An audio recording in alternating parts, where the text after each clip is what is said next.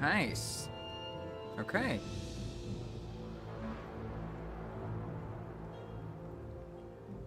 Nice. Alright. I think all is good now. We have a good bit rate. I had to redo everything pretty much. That's okay. I figured it'd be a good time to take a break anyway. Now we can just get back into it. Hey, there's like 20 or 7 people. Nice. I gotta see if this new limit works, actually. Let's see, is this...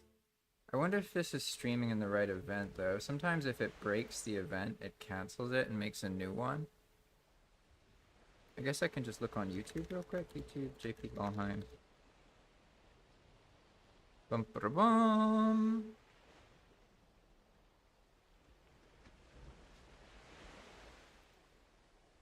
And then this will show... Okay, it shows... Ah, I did. It reconnected to the right episode. Awesome. Good stuff, good stuff, good stuff. Fantastic. Alright. Cool. Bum ba bum. Now... Welcome back, by the way. Welcome back, welcome back. Now, in theory, the lag situation will be better. I basically, as soon as I exited, my stream settings got all corrupted, and everything had to be reset up and authenticated and restarted. So I just did all that stuff, and now I'm back. I think it'll be fine. We'll see, though. Let's see.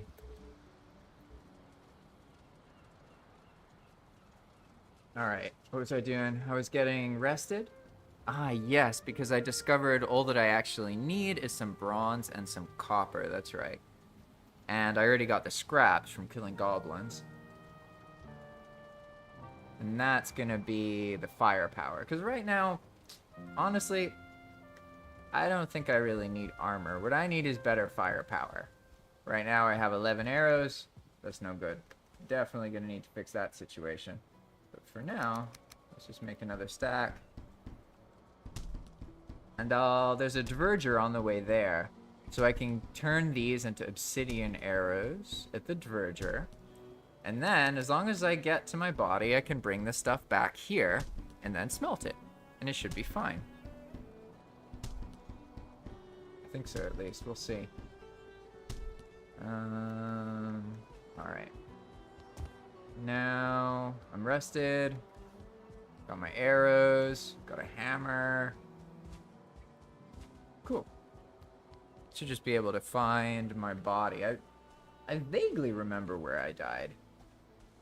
But I do actually remember what I was talking about. And it was very ironic, because I was about to explain that I think I understand why Valheim multiplayer is a laggy mess sometimes. And someone explained it to me really well. So I'm going to share the explanation. But basically, Valheim was designed to be played in the same room, or the same building, the same internet connection, as the other people you're playing with. So basically, Valheim was designed to be a multiplayer LAN game, and that's it. Nothing more than that. Purely local multiplayer. So the whole server thing wasn't really intended. And that's why, as far as they're concerned, it's out of their scope, right? Because they did literally design Valheim. It's like, if you play it and you're all in the same place, you do have a noticeably better networking experience. So it kind of makes sense, because if you think about it, the way they did the chunk stuff, it kind of adds everybody's lag together. Which, when you're playing with other people all around the world, that's a huge problem, right? But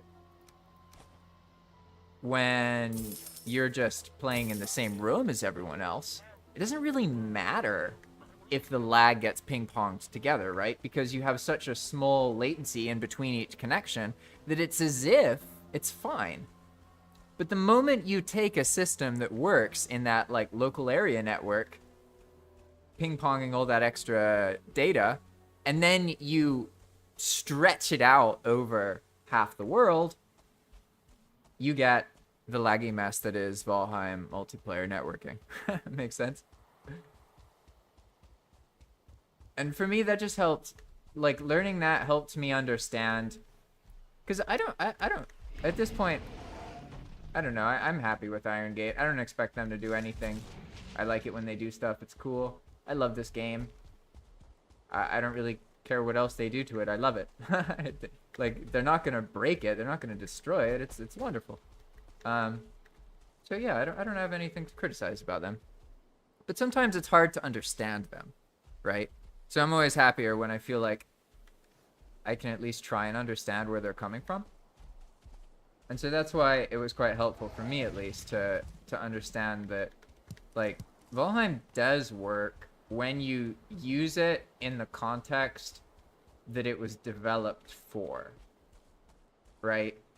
So when you play and you're close to the people you're playing with, like very close to them networking-wise, then it works. Why did the hare run towards me? What was that about? Interesting. But when you play with people all over the place, it doesn't work so well, right? For the most part, I enjoy it though. I just have to learn like certain things. Like if I'm around more than one other player, then generally I won't use melee. I'll like stay back further. It's almost like you imagine that the monster's hitboxes get bigger the more players there are in the chunk, basically. Ah! I got you, Mr. Goblin. Yeah. Now, this wasn't even the proper body. I have a proper body somewhere that has the actual good stuff on it. You know what I mean? I don't know where that body is, though.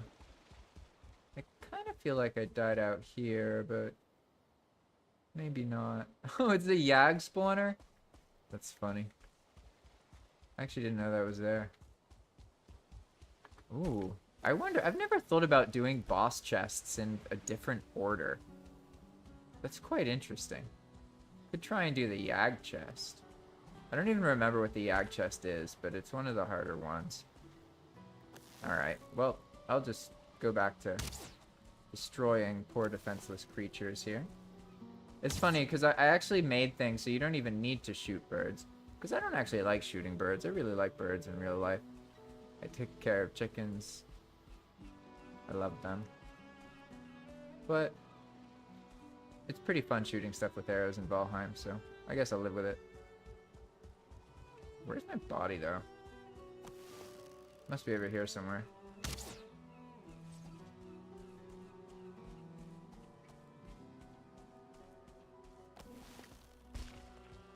I'm starting to feel more comfortable, to be honest. The bow... it really makes sense that people in Valheim, like, use the bow so obsessively, really. It's just so powerful. Really. You can actually hit things with it. I'll get there eventually. You gonna see me? Yeah, I thought so. Oh, alright. I just love the way, I love that text. Too funny. Too funny. And all these fields. This is actually the first time I've played Valheim on a good computer. This is also the first time I've had like a genuinely good computer. So it's not like the best, but I can play Valheim on max settings and stream and do all the stuff I want to do. So I'm happy. Valheim is such a colorful game. I'm definitely one of those people where like I can play games with older graphics. But really, I don't really care much about the graphics. What I care about is the color and the contrast of the colors. And that's something Valheim really does well, you know? A lot of it has to... Oh no, the Lox killed the Frost... I thought the Frost Mage was like unkillable. Oh, the Lox is resistant to Frost, isn't it? Oh, wait, is that a Verger Siege party? Oh yeah, they're gonna help. Dang, there's a whole bunch of stuff over... Oh, nope, Lox isn't chasing me anymore. Okay. I'm not going to go closer to that fortress. It's a bad idea. That area looks cool, though. Yeah, I'm so glad all the Konar stuff worked. I'm excited to do Slayer, but I need to get way stronger before I can even dream of that. Now, where... Oh, what am I doing? I just made this thing. That's right. My body... Wait, a Toon Master? There's a Toon Master here somewhere. No way I can do that quest yet, though. This is so funny. Now, I literally need the thing, right?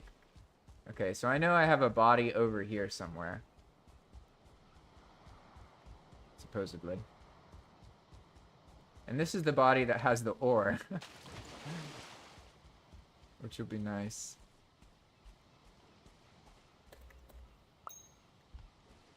Okay. Man, cloudberries are so plentiful in the plains. There's so many of them. I've always wondered about that. Like, if you think about it, there's blueberries and then raspberries. And they're pretty normal. They're, like, similar, right? But then you get the cloudberries, and you find them in, like, a whole field of a field of a field, you know? There's loads of them. My body's all the way over there? Wow, okay. How did I don't remember... I remember seeing the edge of a tar pit, so I guess I didn't go this way. Nope. Oh, okay, okay. That, alright. I don't want to mess with that. I'll just let them take care of that there. I didn't actually know that the growths would aggro Deathsquito. But I guess that makes sense, because growths aggro everything, don't they? Like, they fight... Yeah, because they fight the goblin. That makes sense, actually. Okay. My body's over there somewhere. Alright. Next to the serpent falling out of the sky, maybe. I got 1 bronze, too. That'll be nice. Really, I just need to figure out a nice spot that feels right. And... Oh, it's all coming back to me now. I remember. I was fighting those tribunal goblins, and I got killed by a fireball. That's how I died. Alright.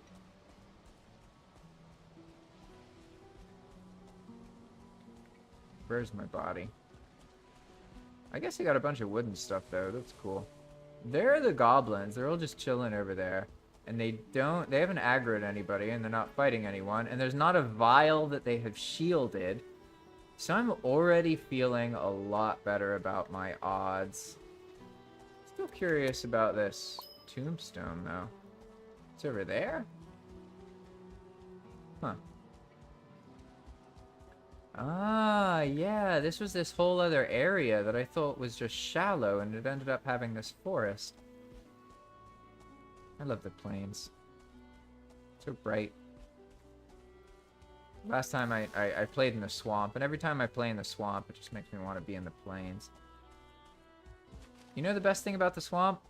Building an indoor base. Well lit. Yeah. Focusing on the interior. It's so dark there. I really wish there was like a, just, I don't know, once a week, a clear day or something. Like, you know what I mean? I get that swamps should be dark. I'm not saying they shouldn't be. Just, ah.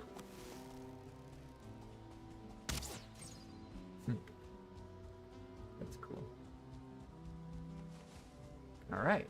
Now my body should be over here somewhere. I vaguely remember dying in a similar spot. And this thing's pretty cool. I'm enjoying this.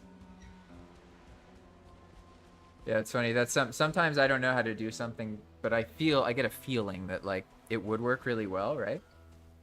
So all I have to do is message Hive Mind, which is this like group chat with Raka, Dakar, myself, and Zeal, and we like talk about our scripting projects and what we're doing, and we brainstorm with each other when we have problems. Wow. A well-hidden tombstone. I like died in a little ditch there. Very beautiful spot though. I mean, look at this. See what I mean? Contrasting colors. This is the kind of stuff I like about Valheim. Really. Good stuff. Hey, nice. Okay. There is our copper scrap. It's actually copper scrap. That's what we needed. Perfect. Now I have to deal with this. Alright. I have a plan. I'm just gonna try and run and hope for the best with Corpse Run. Because I think I'll get it. Right? Yeah, now I can just run and hopefully I don't get wrecked. But now I need to get back and not damage those goblins. This is a nice forest, though, to be honest. I kind of dig it. I've been drawn to these birch forests ever since I found them. I didn't know they existed, to be honest. I always thought the plains was just a bunch of plains. But it has forests, too, right? They're really cool. And in Enigma mode, the forests grow. Hey, a stone golem. Interesting. In Enigma mode, the forests grow as you chop things down. So, like, let's say I chop this down, right? From the moment it's gone, right now it got destroyed, right? I forgot I was running with the corpse buff thing. Ah, what a mess. But basically, from the moment it got destroyed, a timer started, and then it picked a random direction of 8 possible directions, and in 15 minutes it'll show up there, pretty much. Something like that. I don't remember exactly how it works, but pretty much the nature will stay.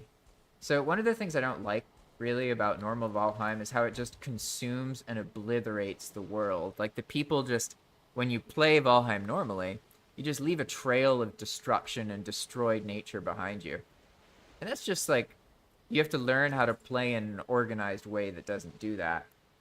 And I don't really like the idea of leaving that up to the players. I'd rather just have the game take better care of itself visually, automatically.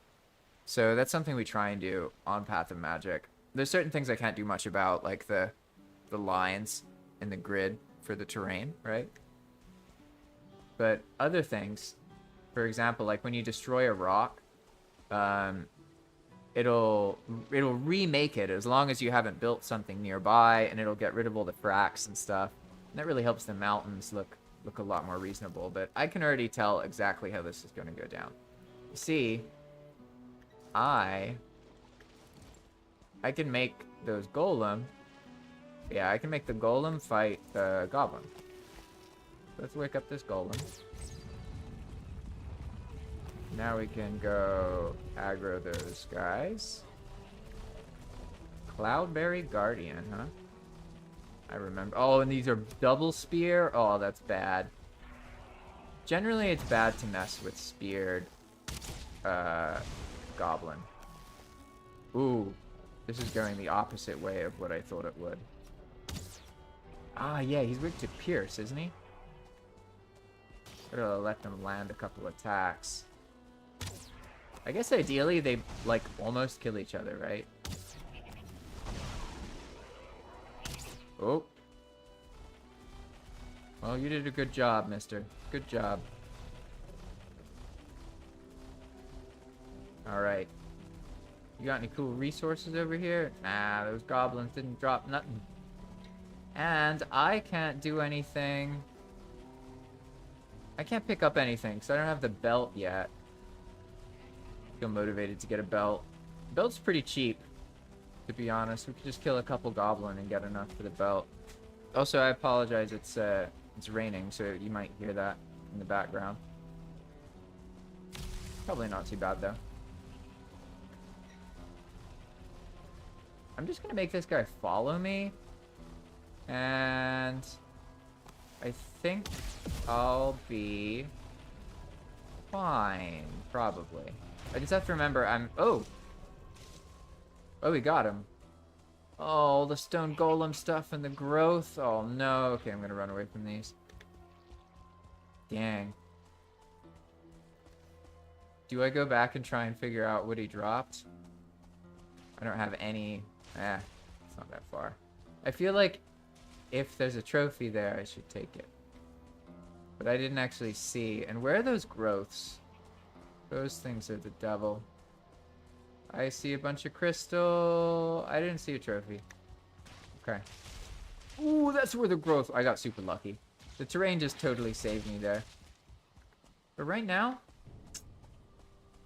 Ah, they're chasing behind me. Okay. Every time the growth jumps, it can attack you. So generally, if you're close to them, you have to run around them. But if you're further away, then they won't be able to hit you, so it's okay. Yeah, see, if you just go perpendicular, it's alright, but... The growths are brutal, to be honest. They're definitely a strong monster. Oof. Oh, thank you, kind wizard. Thank you.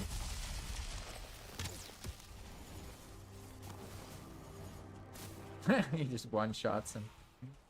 Well, definitely getting resources over here. Oof, what was... I had no idea that guy was there. I saw the projectile and I recognized it. Because I know I've gotten killed by the summon twitchers and the crypts a bunch.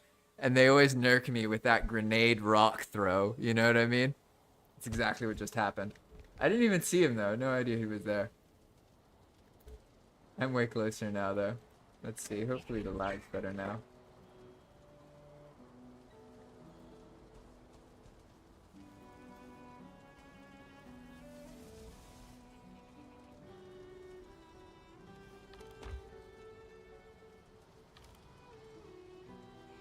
Nice. Okay.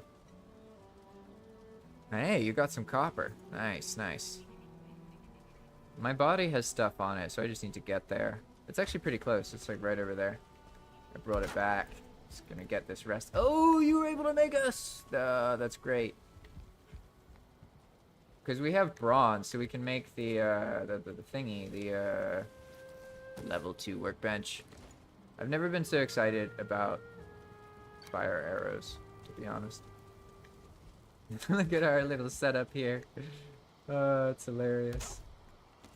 I like how fire was like, you're making the base on the path? It's a temporary setup. I've seen the others do this a bunch, actually. Yeah, I got fire arrows. Oh, I'm gonna be unstoppable now. Fire arrows, obsidian arrows for those fine-tuned moments. Yeah, whoa, whoa, whoa, whoa. You got some big brain stuff. Whoa, whoa, whoa. Nice, nice. Nice chair. I think I don't even need it. Whoa, I can sit and look in a chest. I'm a multitasker. Look at that, I'm resting. I'm resting and sorting through my inventory. Yeah, look at this, I'm being productive. This is what Iron Gate wants us doing, right? Planning for our survival. What do I need? What do I need to survive? Mushrooms? Yes, mushrooms. Some food would be nice. Can deal with that later. I guess I could go to that bread island at some point and make some bread there. That'd be cool. There's so many things to do, really. But for now, I'm happy. Got rested. Got my one mushroom. I'm just gonna go and I'm gonna grab my body. And I'll get back here. Then it should be fine.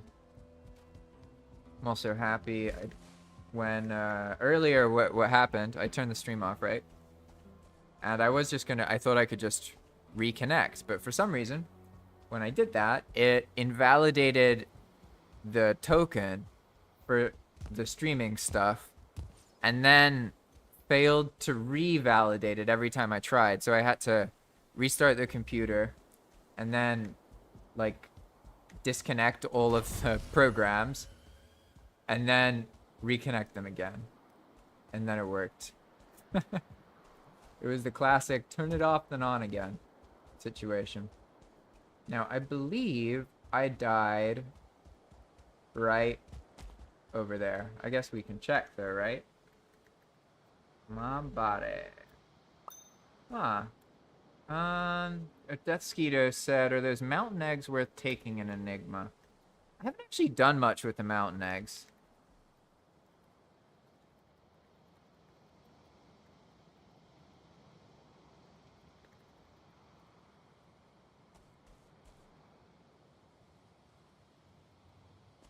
I think that's a good idea though, because the mountain or the dragon eggs themselves, they're a big part of the mountain, right? And you just don't really, you only need them to summon Motor, but then after that, you just don't need them, right? So that's a good point. Oh wait, where's my handy dandy notepad? Here we go. Oh, it's okay. I was alt tabbing. It is what it is. I don't know what I was expecting. It looks like I got a bunch of good loot from dying though. That's funny. Hello, Chuck. Welcome, welcome. Good to see you again. Good to see you. I've been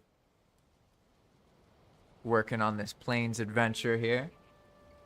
And I just realized, because Deathsquito asked about the dragon eggs, it would be cool if the dragon eggs were more useful. And in Enigma, you need money, so make dragon eggs worth good money. Because dragon eggs are super, super heavy. I mean, they're 200 pounds, right?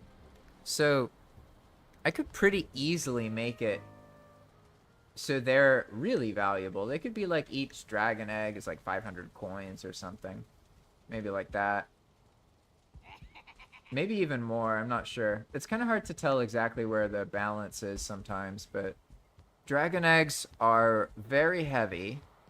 And what I've found is when you can push people, or not push people around, but when the player has an incentive to take an item from point A to point B on no map, no portal mode, that's like an excuse for the adventure, if that makes sense. So if we could make it interesting to hunt dragon eggs and then sell them to the coin traders, I mean, that sounds pretty cool to me. It'd be very easy to do that. Yeah. I think dragon eggs respawn just automatically after a certain amount of time.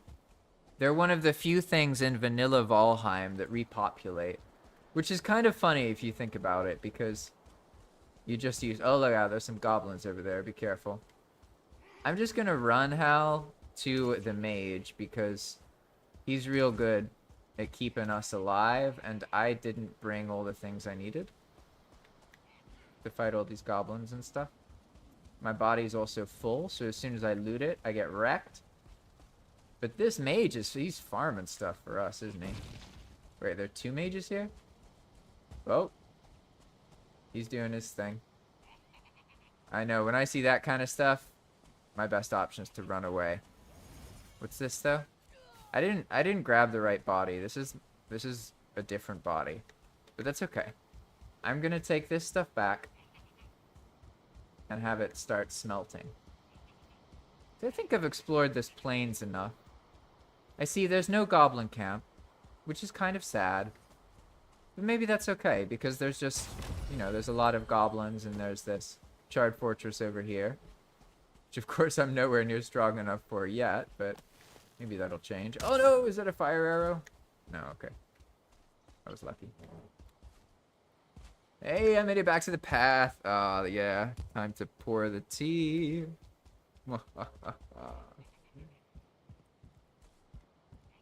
There's something about tea. I really enjoy it. Maybe it's, my dad always made me tea when I was a kid. But I've been on sort of a British kick recently. I don't really like my culture so much, but I do really love black tea with milk.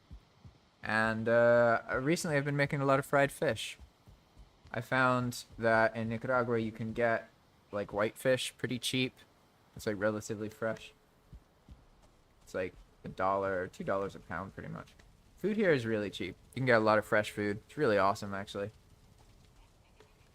Really, really awesome. Alright, now look at this. We got all this nonsense here. We even got some silver, scrap bronze. Yeah, this wasn't even the main body, but as you can see, how are we getting all this metal? Well, the plains in Enigma are a source of metals. Basically, I was like, how do I make it so there's sort of an experience to be had in every biome? A certain way to do things that is enjoyable or works out, and you can kind of just go anywhere and end up progressing. right? Whether you want to start in the meadows, start in the mountains, start in the plains. As long as you persist, you'll get a drop that leads to a thing that you need, right? So, at the same time, I was trying to figure out how to make it so there's still, like, variety, if that makes sense.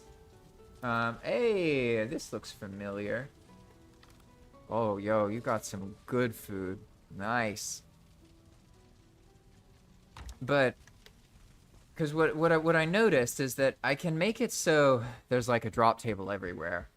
But it doesn't really keep that feeling of a different biome intact. You know what I mean? And that's something that I think is pretty important. So, that's why in the plains, you get a lot of, like, random metals. Because the plains is pretty much, it's like the source of all the metals a little bit. And you get them by fighting the goblins. Because basically, Vanilla Valheim has a black metal scrap situation, right? Loads and loads and loads and loads of black metal scrap. So, I figured instead of just having an abundance of one metal that isn't that useful, what if you get a lot of different metals?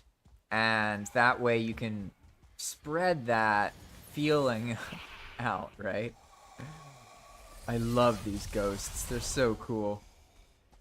Definitely a fan of the new ghosts. No way! Oh, wow, what luck. That is super lucky. 200 silver arrows? Wow. Yeah, you see what I mean? These are they're like epic drops almost, but there's a bunch of different crates you can drop when stuff dies. And they can be really powerful, right? So we just got 200 silver arrows, and I know maybe if you haven't played on Palm, you don't realize what that means. But these things are insanely powerful. So you can use silver arrows to clear out crypts really relatively easily. Because they have this explosive area of effect attack, pretty much. But now what do I want to do? Now we have the same problem again. Ah, here we go. Looking at the freaking inventory screens. C'est la vie.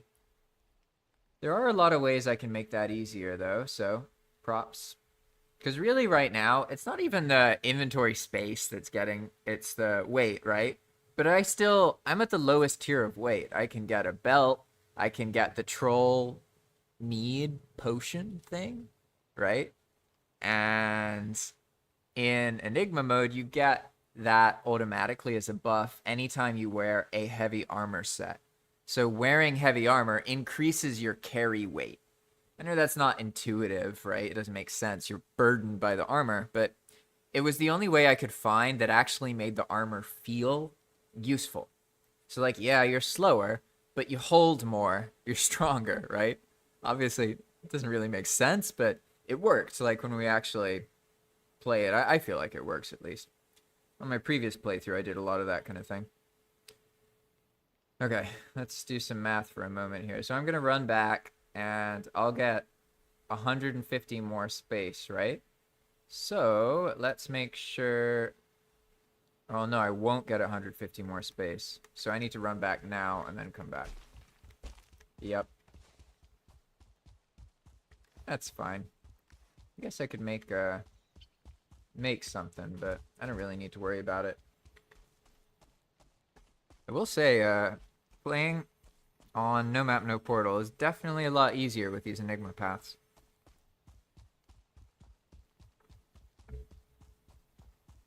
It's funny, too, because I used to think you couldn't do it.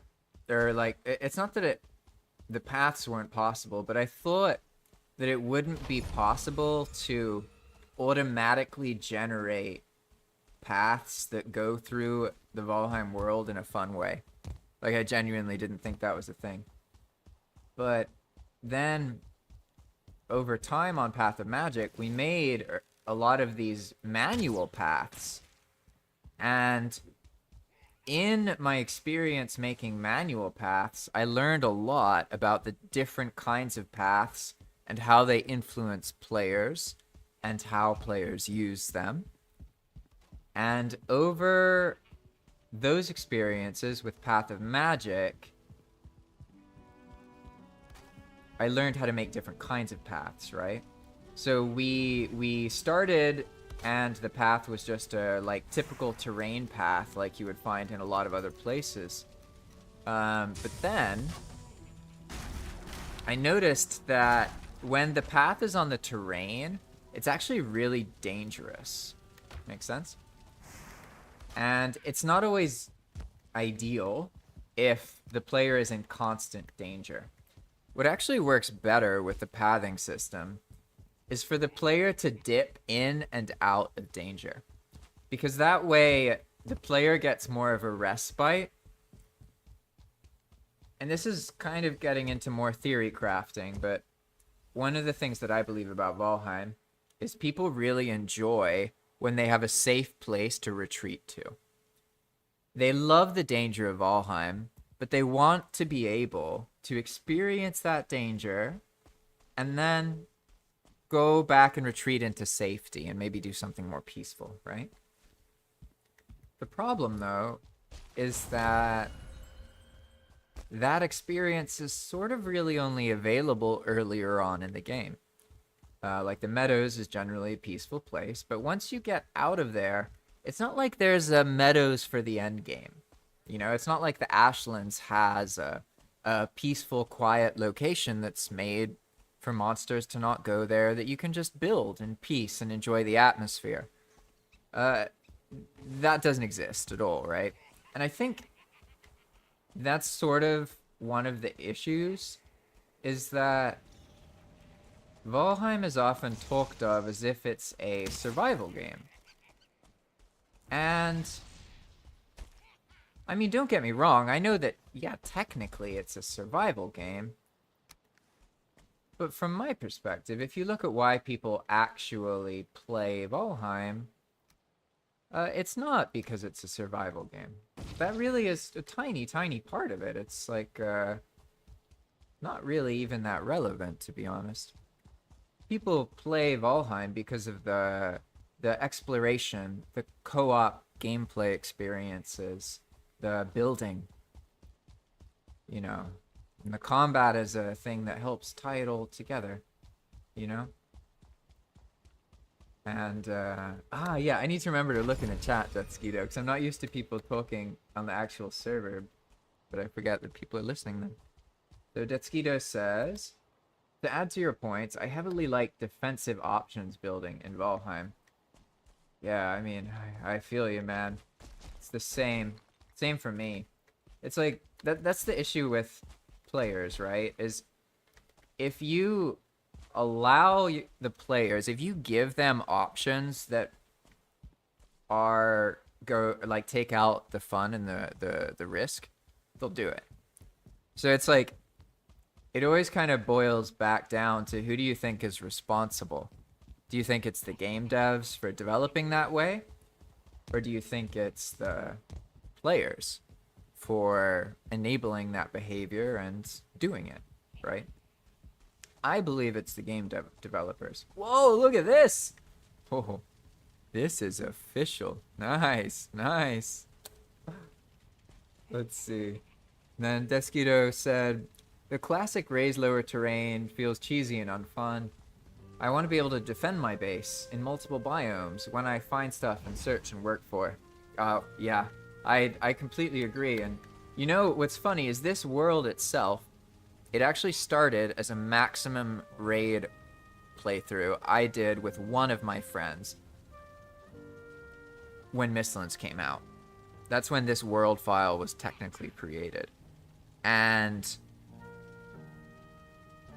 we learned a lot, to be honest, but what I found really is that I never wanted to do raids again after that. It was an interesting experience, but it showed me that raids are just too unconsensual. They're too much, the player doesn't have any way, aside from completely changing their progression and being aware of it, to influence the raids happening. And that's basically the trenches you see are the result of the fact that raids exist. Particularly the ground is shaking. That one raid essentially created trench culture in Valheim. And that's what I try and get at. Like, for me, I don't really think about it as people as much. I just look at it as players who are responding to the development, right?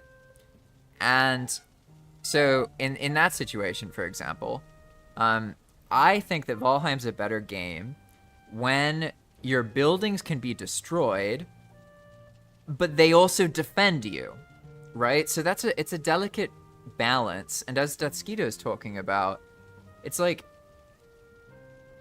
there's something about when it works perfectly and there's no threat that ruins things in the long run, right? But at the same time, a troll coming along and just wrecking your whole base in one go, that's pretty miserable. So it's like it's too extreme one way or the other. And that's why in Enigma mode, raids, as you know them, are disabled. So you'll never get a raid just like chilling in your base. It doesn't happen. There are scripts that call raids in certain situations. And I'll just share a little bit about that mentality. Kind of chill here. Maybe I can smelt some more stuff. But pretty much, after having that playthrough with my friend, where we did a maximum raid playthrough, and it was interesting, but it was interesting in a way that, like, that would be fun to do in a short-term kind of setup. Like, imagine you're playing Valheim, and you're in, like, one chunk, and you can't leave it, and the whole point is to build a base and survive against the raids that are coming and attacking you. If the whole game, or there was a game type that was entirely that, I think it could actually work with the raids as long as they were timed and the player knew they were coming. I think that could work well. But because of what Valheim actually is and the building and how it all works, I personally, I feel that the raids are unnecessary. They're not... Okay, let me put it this way. The raids occurring at the player's base is not an effective way of spicing up the base building experience. Rather, as Datsukito said, to counter that feel. You know what I mean? That doesn't mean it's actually... Ah, yeah, sorry, I see the stream's dropping a bit there. I think we're back. But what I was getting at is that you can build something really big and grand, but unless it actually protects you, it doesn't feel big and grand. It doesn't follow through. You know what I mean? And what I've found is that bases need to get damaged a bit, but it has to be reasonable. And sort of the player has to be able to sort of know that the things are coming. Does that make sense? So that's why in Enigma, you can summon raids to your base if you want to. And you do that by putting trophies up on the wall. And then you'll get raided by the thing that the trophy corresponds to. So if you put a bunch of skeleton trophies, you'll get the skeleton raid, right? If you put a bunch of troll trophies, you'll get the ground is shaking. And what I found is that by doing this, you make it consensual, and that's really, really important. I know that's a weird word, but it's very relevant when it comes to these things, right? And so what I found as well is that if you make the Valheim world itself just very dangerous and challenging, right? Like, no map, no portal just naturally makes it like that. People get lost much more easily. They're very unsettled by no map, no portal. They play and they feel like they don't know what they're doing because they're so used to using the map, right? So this is one of the easiest ways to increase the depth, the potential depth of the world, right? And the reason that it's very important to have the world itself be quite dangerous is because that gives you this negative space. And the more powerful the negative space of the world, the more engaging the powers you give the players are. If you've ever used the mod Epic Loot, and you've played it on normal Valheim difficulty, you've probably noticed that it is super crazy OP. And it basically, like, totally changes the reward scheme, and you get a bunch of stuff, and it really increases the rate of progression and power creep, right? That mod is way more balanced if you play it on very hard mode. Make sense? That's the kind of thing that I've learned from managing the server. And especially with raids, yeah, I don't think raids, the fact that a raid can happen is really cool. Like, the act of the raid system occurring is interesting. It's just the situation in which it occurs and the lack of player sort of consent to it happening produce a very abrasive experience for the players that doesn't really bring them much joy. Makes sense? Now, I'm not saying a builder's ever going to like something destroying their place, but there is a time and place for it, right? Like on Path of Magic, the way that I work around that, or at least in Enigma mode, is everything can explode. So this smelter here, if we were particularly unlucky, then as it produced something, it would explode and blow up, right? And what I've found is that adds an item sink. It really helps keep things going, because one of the reasons that base building gets stagnant is because it's like looking at a picture. You can have a lot of fun building, but if you're not sharing it in social media or participating in a competition, it's gonna feel pretty hollow unless there's actual action in the base. Like, if you've ever built something and then come back and seen someone enjoying it and using it, makes sense? That tends to work for people. It makes them feel like their place, their building exists, like it's real. Makes sense? Chuck Haney says, consent? I don't think that would be a good idea, but the early warning could be good. Maybe you get a message that something's coming and you have a minute to prepare. Yeah, so that's what I mean by consent. Like, you don't necessarily have to give them the direct ability to pick the raid, but giving them some more warning is helpful. But I can tell you, like, the stuff I'm telling you about raids isn't, like, me theorizing. That's stuff we worked on super early on in Path of Magic, and it became really clear pretty quickly what raids were useful for and what they weren't good at. And when it comes to making the base experience feel more immersive and giving the builder, like, things to do, raids aren't an effective solution.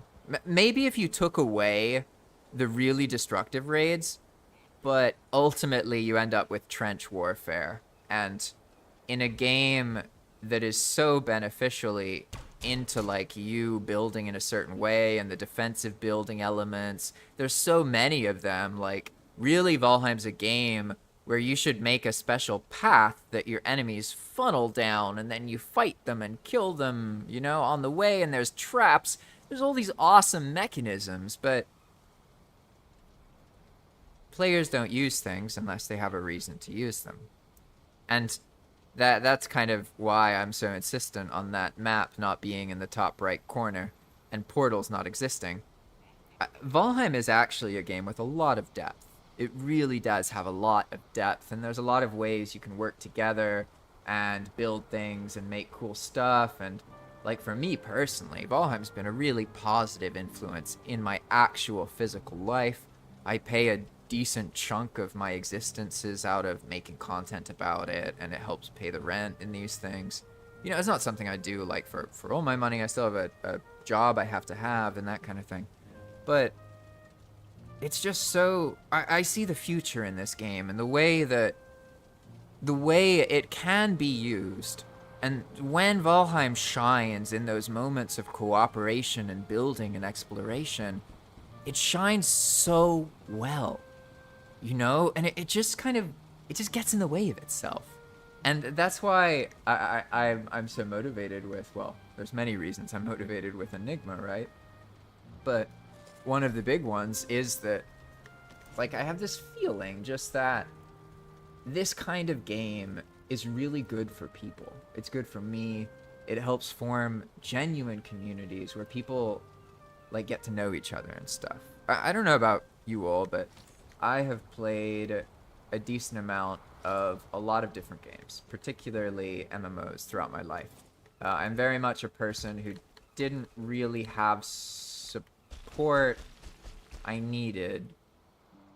Not to be anything against my family or anything like that, but it's just the reality of things. My father died when I was a child. That caused a whole bunch of problems to happen. And ultimately, I was sort of just left alone to do my thing. I was that kid with the dead dad, and when you know someone who dies as a child, it completely changes how, like, everyone at school and all your friends and their parents treat you.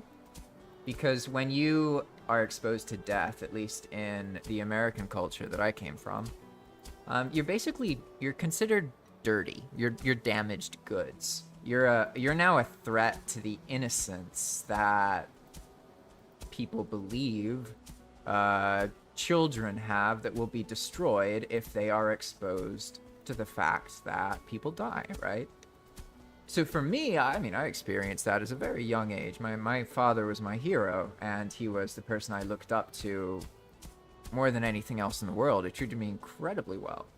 So when he died, I mean, I took that very, very hard, but ultimately, I see that it was necessary. And the reason I'm talking about this is because I'm in a position where most of the support and the things I experienced in my life have actually come from video games. And I saw how certain games can just corrupt you. They, like certain games are very toxic. And I don't know how to put it, but I logged back into classic World of Warcraft recently, Era, right, which is a game I played a bunch. And I was just trying to find someone I could give an item to as a gift. Because I had a bunch of money from before, and I was just trying to find, like, a level 10 or 15, someone who's, like, genuinely enjoying the best part of the game. And I was like, oh, I'm just gonna give them some, like, really powerful, rare, epic item so they can look forward to getting to level 40. You know? That kind of stuff. I like doing that. I didn't even see what killed me. But I like doing that kind of thing. And what was so shocking to me, and this is, I'm rounding back to the point, so don't worry, I will get back to it, was just how shallow and empty almost all interactions in that game are. Like, don't get me wrong, there are some really cool people who play World of Warcraft. But back when I played as a kid, like, the vibe in the game was totally different. Like, I remember, it's like no one took it as seriously, and nobody knew how it worked. And, like, me and my friends would just log in, and sometimes we would just, like, sit in the woods or just run around in a zone that we couldn't do quests in because it was way too dangerous. Or we wanted to just, like, go into some enemy lands just to explore and run away from people and get killed. Like, it was really, really fun. There was this innocence to it. This, it's like everybody just played how they were gonna play. Make sense? They weren't convinced that there is a certain way to play. But now, decades later, it's kind of creepy to play those games, at least for me as a person who's seen all these things. Because like I was looking around for that, that level 10, that lower level guy to give something to look forward to too, right? Because I know that if you have a really powerful item and you're leveling up in World of Warcraft, let's say you're like level 18, and you have an epic weapon that's level 30, it feels really awesome to level up to try and get that weapon. And that's something I would try and do for people because I had a bunch of money and I was like, yeah, I can just find these people. I can give them the right weapon at the right place at the right time. And then that makes them look forward to it, right? And it's not even about the strength of the weapon. It's about how they feel on the way to getting it. The immersion. That part of it, right? And what I was so shocked by is I couldn't find someone who would accept it.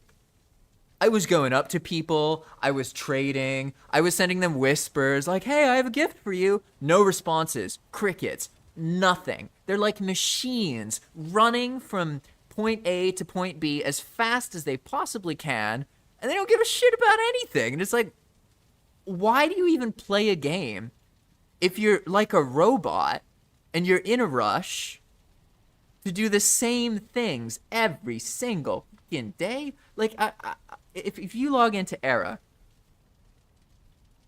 you can still find people struggling to get tanks in Scholomance. Like, it is the exact same fucking thing. And that's fine, But what's so weird about it to me is the people. The vibe they have. It's so hollow and dead and vacant. And what I'm getting at is then you have Valheim. And this contrast for me, it's one of the things that got me into this game. Because when I started Valheim, I was raiding. I wasn't just playing classic World of Warcraft. I was like in a raiding guild, doing that whole thing. I was the pulling hunter in a raiding guild. Which I loved that I had that experience. It was really cool. But I loved that I had that experience because it showed me how miserable and shitty the end result of that situation ended up becoming compared to something as communal and healthy and happy as Valheim. And it was that contrast between the two games that helped me better understand what I want as a person in the games that I play. Because that's when I started to realize, like, I don't have to tolerate this shit. Like, I don't have to play Blizzard's games. I don't have to just play games that I feel like mistreat me or don't respect my time, effort, and attention in these things, or are taking advantage of the players. There's no need to do that, right? And so, like, obviously this is like super personal. I'm not saying this is true for everyone. From my perspective, a huge portion of World of Warcraft players are people who are okay letting a company abuse them, and they know it. And they continue, right? And I've often wondered about that. Like, what drives a person to admit things are bad for them, but just put up with it anyway, you know what I mean? And it's like, for me, it's all about self-respect. Like, back then, I didn't, like, really respect myself. So I let myself play games that didn't respect me. Make sense? And when you do that, it's miserable.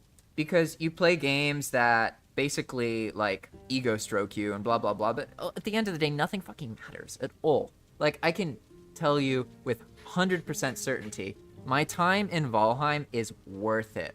My time in World of Warcraft is only worth it because it led to Valheim. Does that make sense? Like, games like Valheim, the way they capture community is just so much more healthy than something like a raiding guild in World of Warcraft. It's like night and day, and the contrast itself has really helped me understand, okay, games, they're a lot more abstract than people realize. And what I'm gonna do is I'm gonna sort of run around while I rant, and I'll try and shoot stuff and get some experience. But I want to talk about this abstraction with games, because what all of this led me to realize is that the game doesn't actually end when you close it. In fact, you're constantly in the game even when you're not playing it. And this is because when you play a game, you think you're looking at an actual world or a screen or something like that, right?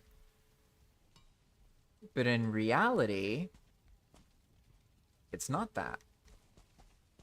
What's going on is that there are stimulants in front of you, imagery, pixels, light.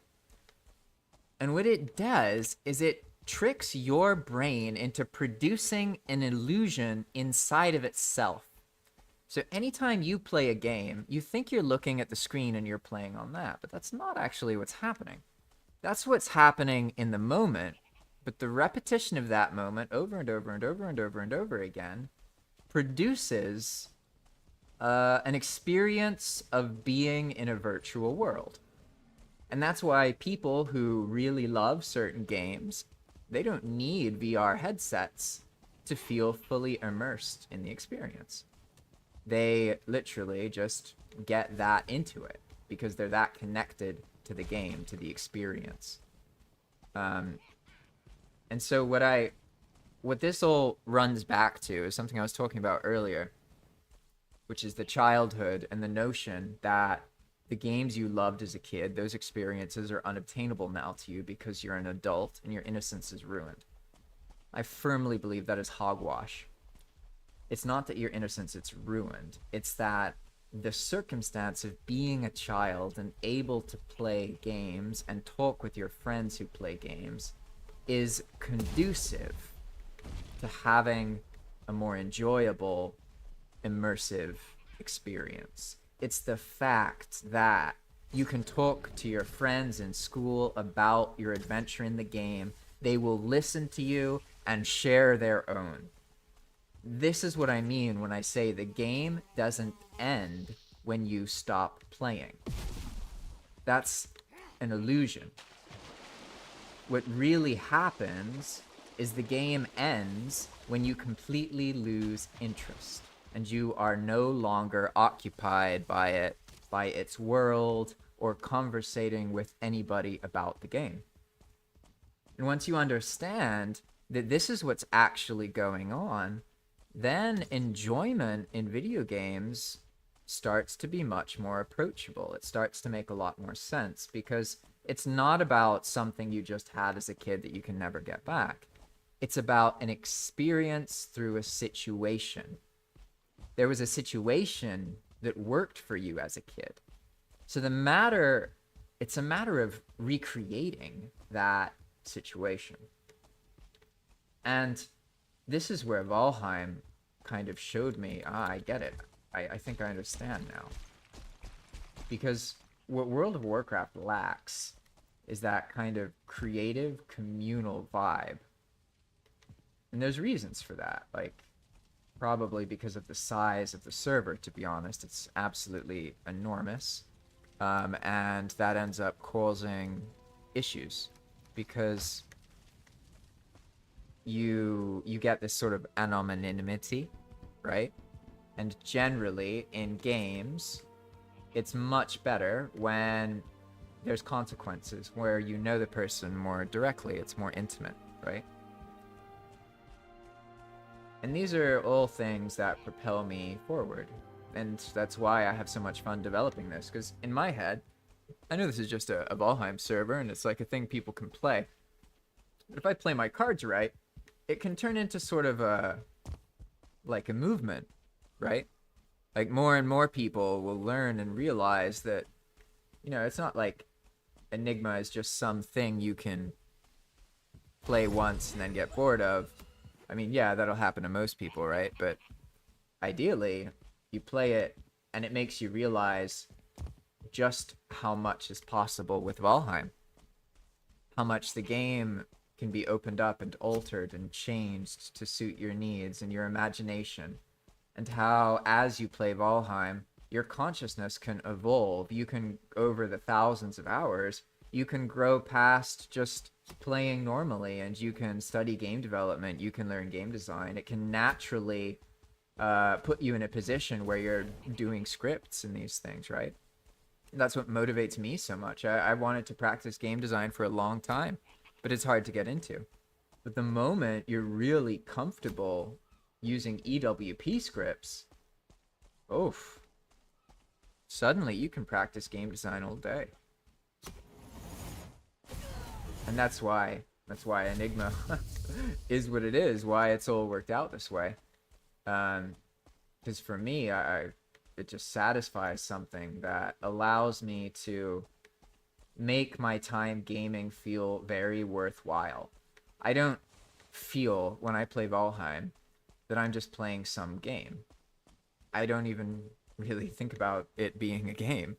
Like, for me, what I experience is the interactions with all of you and the way people get excited about things, and when they share things or when they log back in after a long time and that kind of thing. It all just helps make this feeling of like, this is it. And I don't know what this will turn into, but I don't ever really want to finish it, if that makes sense. I just want to keep updating and playing it until I no longer feel so passionate. But at this point, like, I don't know when that's gonna happen. You know what I mean? It's probably gonna be a long time. And now I'll mention something. Let's see. So Chuck mentioned something about consent, and so I'll share a little bit about what I learned, at least from watching the players, in particular the builders. There's a couple builders who've done a lot of stuff on Path of Magic. I think the two who've built loads of stuff in particular are Teensy and Star Dancer. And Teensy in particular, been around. Yeah, so helpful. Really, really awesome. Thank you so much for all the support and all the help you give all the other players and the new people. It's amazing stuff. But what I was getting at is, I mean, like, when Teensy started, Teensy and Star were like squishy builders, right? And I think it's like a normal vibe that Valheim has. People are often, they don't want to take risks and put themselves in a situation where they might die. And oftentimes that actually stops them from having fun. Because that's another thing that Valheim does. It's so harsh on death. Like, it's very, very punishing to die in Valheim. And I've always thought that's a bit silly. That's why in Path of Magic I try and scale it down a bunch so you don't have to deal with all of those problems so much. But over time, the squishy builders explored, and now Teens, the one who used to be a super squishy builder, she raids goblin camps on Enigma. Like, I mean, that's not like an easy thing. That's not a simple thing. That's straight up combat. It's fighting. Oops, sorry, Hal. I think I just fired bold you. Here, I'll switch to the other arrow. And what I've seen over time is this notion that people are a builder or a fighter or an explorer. It's not actually true. People just have ways that they start. Make sense? But just because you enjoy fighting, it doesn't mean you can't enjoy building. And just because you enjoy building, it doesn't mean you can't enjoy fighting. The thing is, you have to be coaxed and encouraged and nurtured into, you know, trying these things out. Sometimes tricked. That's what the game does, right? It kind of makes these things happen. And that's where the the consent for the danger for the builder is really important. Because when you give builders a lot of safe places for them to go into, when you give them ways to escape danger more easily, it's easy to assume that that would mess the game up. But I've found that it doesn't seem to. When you give people in Valheim safety to retreat into, they enjoy the game more and seem to play it longer. So this is just a general theme that I've noticed. You don't have to agree with me. That's fine. But the most obvious place right now that this is an issue is the Ashlands. There is essentially no safety in the Ashlands. I'm not saying the Ashlands needs to be super safe, but I saw what happened when I brought a path through the Ashlands and made safe places. I saw what that did and how much more time players spent actually exploring the Ashlands and doing stuff when they had a safe place that they could hang out and retreat to. And so that's why this is one of the subjects that I feel quite confident about, because I've seen what happens after running not like specific tests, but in general, I don't trust what I think will happen, if that makes sense. I don't take my thoughts very seriously. But when something is from observation of player behavior, I take it seriously. So when I see players frequently doing something, I take that quite seriously. And the Ashlands is basically, if you compare giving some safety to the player and not giving any safety, the Ashlands with some safety gets used way more. Like, they actually go there and they want to explore it and they want to see what the assets look like and they think it's cool. But if you don't give them some safety, then they just go there and get frustrated with how many resources it takes to stay alive in the Ashlands. And then maybe they die and they get frustrated. So, while, yes, Valheim is a survival game, I get that. But I don't think it really is a survival game. That's just what they call it. But it's kind of like, maybe that was what was originally made, but it's like a sandbox building adventure game that has survival elements, you know? There's definitely survival elements, don't get me wrong. But to make it seem like survival itself is the whole point, it just discredits the reality of what players do. How they build, and how they explore. And I've found that in general, you can learn a lot by questioning what people say. And so whenever I question something, it doesn't mean that I necessarily think it's wrong. It's more that I'm challenging if it's really true. Because there are so many things we are told that just aren't true. Not even remotely, not even a little bit. And it can be very hard to figure out, okay, in this world where everyone's copying each other and doing that over and over and over again, how do you know what is hearsay, which means something that someone said, that someone said, that someone said, aka a bunch of nonsense that means absolutely nothing, or if it's actually something worth listening to. And it really depends on how you feel about the world.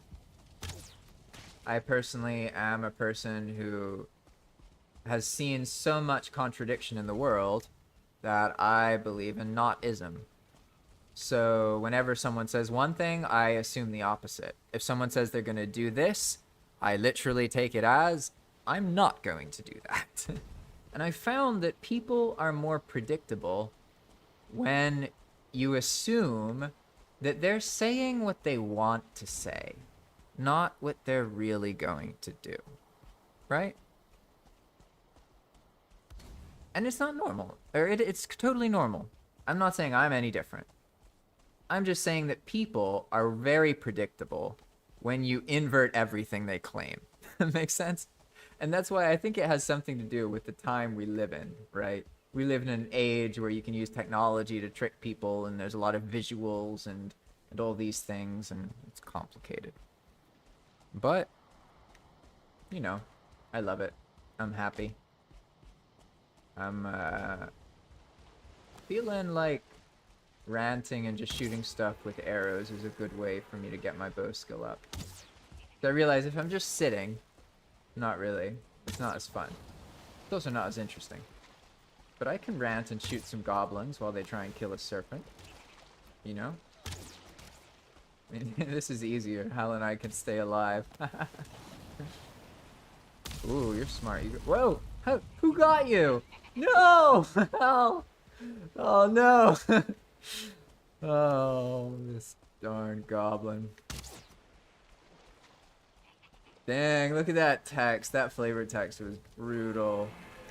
It said your head got skewered on a stick, and then the serpent ate your body. Brutal. Let's see, Fire had a comment here. Fire said, let's see, wait.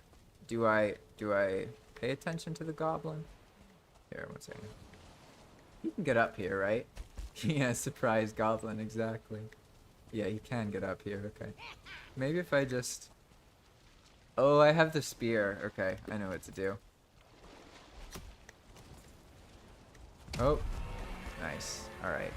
Now I should be able to block him. And then just spear him. Oh, my spear broke. That was fast. I still got a bubble, though. Let's see. No, I don't want to be using any fire arrows. I'll get to Fire's comment in a moment, but I actually was about to read it, and I got this wiggling feeling that if I proceeded, I would get killed. So, I figure I can read it after I kill my would-be assassin here. Ah, yeah, I can feel my bow getting better. Yeah, I see why yeah, that's the thing about linear progression. Like, it is so tempting to use linear progression. Because it's such an easy way to give, like, a satisfying feeling of growth to the player. Because the human mind notices little increases and changes and numbers going up and stuff. But it has problems, right? That's what's so funny about linear progression. Like, it works so well in the beginning. Like, so well. But then, as more and more time passes, the consequences of linear progression become more and more and more apparent. But I don't think... I used to think, oh, linear is bad. But I don't think that way anymore. Now, I think you need, like, a combination of linear elements and flat elements. So, the player needs to feel a sense of progression, but also once they progress to a certain point, they can't ever feel like they're invincible, if that makes sense. If that ever happens, you're basically screwed. Players, like, generally will lose immersion once that happens. I'm not saying always, because some people seem to, like, get off on them being invincible when other players aren't and they fuck with other people and stuff. I'm not saying that doesn't happen. That definitely happens. But... Wait, what is that serpent aggroing against? It's funny. What I was getting at is the... Oh, hey, Detskido said something. Ooh, no, they're about to say something. Alright. I'll pause for a moment. Give Detskido time to type. I've been ranting a lot as well. Trying to learn to rant. Take a little moment break. Rant. Take a little break.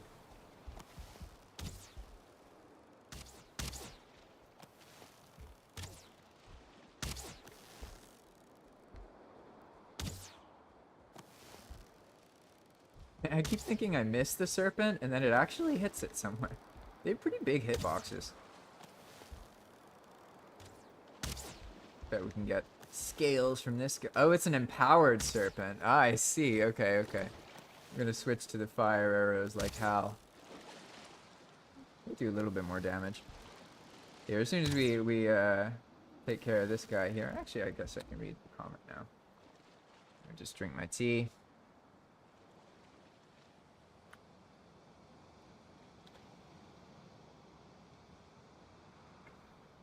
All right. Deathskeeto says, one thing, in my opinion, would be a great way to evolve the Valheim experience is to add world-changing elements, like in Terraria. I actually have not played Terraria, so maybe you could tell me more about what things Terraria does to change the world? I know that people absolutely love that game, though. Like, Terraria is definitely one of those games that I know has a very admiring fan base. At least I know people who love it. They really, really love that game. We're gonna get there eventually, Halua. Watch this empowered serpent drop nothing. They have so much health. Or maybe it's just because we're using fire arrows against the serpent. I don't know. Come back. They're pretty good at running away. To be honest. Like, damn. You can't shoot that far. Oh, no, you're smart. Yeah, if we get in the water and we stop shooting them. I think he'll, like, come over here, right? He'll, like, come back. Oh, he's got a friend. He's got a friend now. There are a lot of serpents. That's fun. Oh, I got credit for your shot. That's funny. What's this? Hey, it's the empowered one. Nice.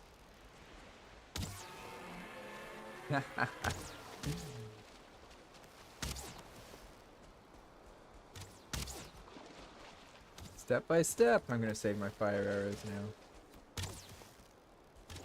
Yeah, they do a lot more damage though. It's like twice as much because of that explosion. Makes sense. I am wet and have no stamina. Nice. Hey, we got loot. We got some serpent meat. A little bit. Oh man. Yeah, I would make a chest to put it in, but I don't have enough wood. Oh wait. Now I do. Here you go. Furniture. Here we go. There's our serpent meat chest. Oops. Ah, interesting. I didn't know that would delete things if it did that. Yeah, I put an item in it in my client before the server updated it to have increased storage. And it deleted the locksmith. Good to know though. Oh wait, no, let's not do this. Let's do it that way. Yeah. Hey, we even got some of the scales. Nice. These things drop so much meat. It's obtuse. Can I say that? Is that a thing people say? Yeah, I see Jake's right. We need frost arrows. Frost arrows are super strong. Let's see. More of that. Yeah, he called in backup. You're right. Well, his backup didn't help him. It's just chilling there. He didn't. If the serpent's backup was that other serpent, it was not very effective backup. Hello, Danelle VTuber. Welcome, welcome. Good to see new faces. Alright, where's that serpent? I feel like I want to shoot that other serpent. I got this vibe now of shooting stuff with arrows and chatting. And I want to see what Deathskeeto said about Terraria. So he says, after killing certain bosses or certain events, easy biomes become harder again, and they get newer loot. Ah, okay, so I can imagine what you're talking about then. Yeah, and I definitely agree. That would be very interesting if Valheim like changed more based on the progression, right? You know what's funny is I think at some point they did actually intend to do that, because there are fields for new, like, world level in items. And as far as I understand, that's from something related to that. Maybe I'm wrong. But the items have this field called, I think it's called world level. And like if you set world level to 1, for example, then that item won't stack with a world level 2 item. But there's some weirdness to it. I never really figured out exactly how it works. I never needed to use it in a script, really. It adds some text to the item tooltip that looks kind of weird, so I just avoided it. Oh, another 2-star serpent, of course. Well, you know, maybe... Here we go, I have an idea. What if we have a rested buff? Can I get a rested buff near the serpent? I can! That's so funny. Sort of. So what kind of things, Deathskeeto, what kind of things do you think Valheim could do? Any ideas in particular? Because that's actually, I'm not saying I would implement that here, but that kind of thing's totally possible to do. So if like you ever felt interested and you like scripting, you can do a lot with EWP. Like you could definitely rework biomes, because in EWP you can swap prefabs really easily. So you could basically make it so, okay, this is the meadows in the beginning, but once you get to a certain point, the meadows becomes this, and 30% of all of the birch trees become that, 30% of all the rocks become this. So you can actually procedurally make the biome look like a different biome. Like, it's similar, but noticeably different. Especially if you add like certain elements that are very colorful, that kind of thing, or different kinds of trees that aren't normally there, etc. Like for example, if you take the Black Forest or the meadows, and you use like oak trees as one of the more common trees, totally different vibe, right? Because you're not used to that. Normally you see a lot of beech trees and birch trees and sometimes some oak trees, right? You don't actually ever see an oak forest in Valheim. It's not a thing. So if you make one, it stands out. It's quite obvious. And hello, Danelle VTuber. Yes, I can see your comment. But at this point, you're still in sketchy new person on Twitch. So generally, if you ask one single question and then there's a high chance you're about to talk about Discord or art or something like that. So I won't take you super seriously. But maybe I'm wrong. You know, maybe you're not doing that. And that's awesome. In that case, welcome. Welcome. I just don't really take things on Twitch that seriously until the person has done something different than what these other people do. And surely you're not one of them. No. I'm doing very well. How are you doing? Been a good day. Hey, we got it. Nice. No, look at that Droger. He just like ran out of the ground. Yeah. Yeah, I guess we would have been smarter to let it come over here. It's kind of in shallow terrain though. Oh, you know what? I can make like a cart. Dump it off the path. That sounds fun. Oh no, but we have this. We got this cart. This with all this weight in it. It's got 900 pounds of nonsense in it. I think it's cart time. We have bronze, so that'd be cool. Let's see. Oh, the stream's going well. I mean, I suppose. I accidentally interrupted it in the middle of it and then corrupted my stream key and then had to reset everything from scratch multiple times. That is a big group of goblins. Holy smokes. So, I mean, it's going. I'm having fun. Not like there weren't any problems, but hey, that's life. Life's great at making problems. All right, there's like a whole pack of goblin over here, Hallow. like 5 of them. Oh, yeah, that looks bad. Yep. Yep. Makes sense. I maybe I should have said something. You got that's so funny. It gave you motor. I see. Yeah, so you can get a free motor blessing from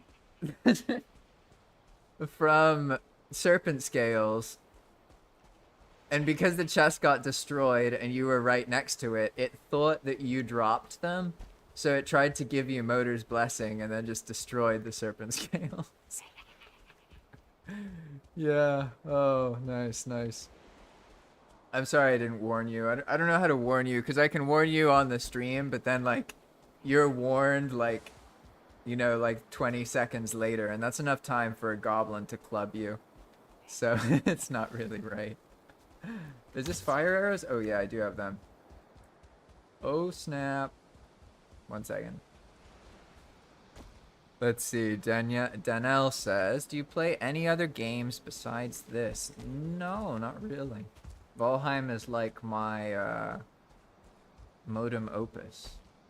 My favorite thing. It's the game that was so satisfying to me, I completely stopped caring about all other games.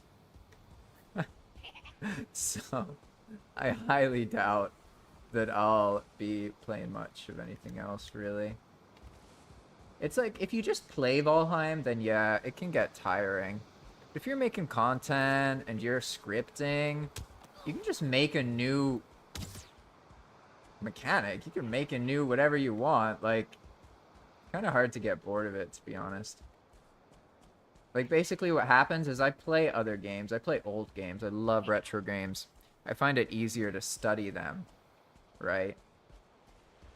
Modern games are too flashy. There's all this stuff going on. It's hard to figure out what's really happening. Whereas an older game, it's easier to learn from the mechanics. They have to work. Oh, God, you are one of those people. I knew it. I knew it. You tricky devil. You tricky devil. You're just one of those classic Twitch people. I'm going to ignore you now. You got me. I felt guilty for a moment. I was like, I shouldn't judge this person. I was waiting for the hook, though. You just did it. Hey, well, no, how'd they get you again? Who got you? Oh, a 2-star. Damn, man. Honestly, Hal, you're quite brave. There's been a 5-pack of goblins here, and I've just been running away from them. And I'm still here.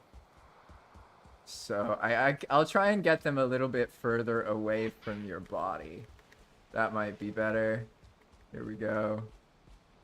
Alright, there we are, there we are. Whoop, whoop, whoop. Ah, yes, Danielle, I can see your chat. I'm purposefully ignoring you because you're one of those spammy people who's trying to sell something or get some kind of art commission or something. Ah, it's too predictable. Seriously. You understand that when people stream on Twitch, they see this constantly, right? Like, can you try another way that isn't being done by hundreds of other people? You'll probably have more luck. Honestly. And then maybe it works for you, actually. I don't know. Maybe I'm totally wrong. Maybe you're earning all the big bucks going on random streamers and advertising your customization abilities. I'm sure if I were to get a banner from you, I would suddenly be super popular, though, and my stream would do really, really well, and all my rates would go up great. You know what I mean?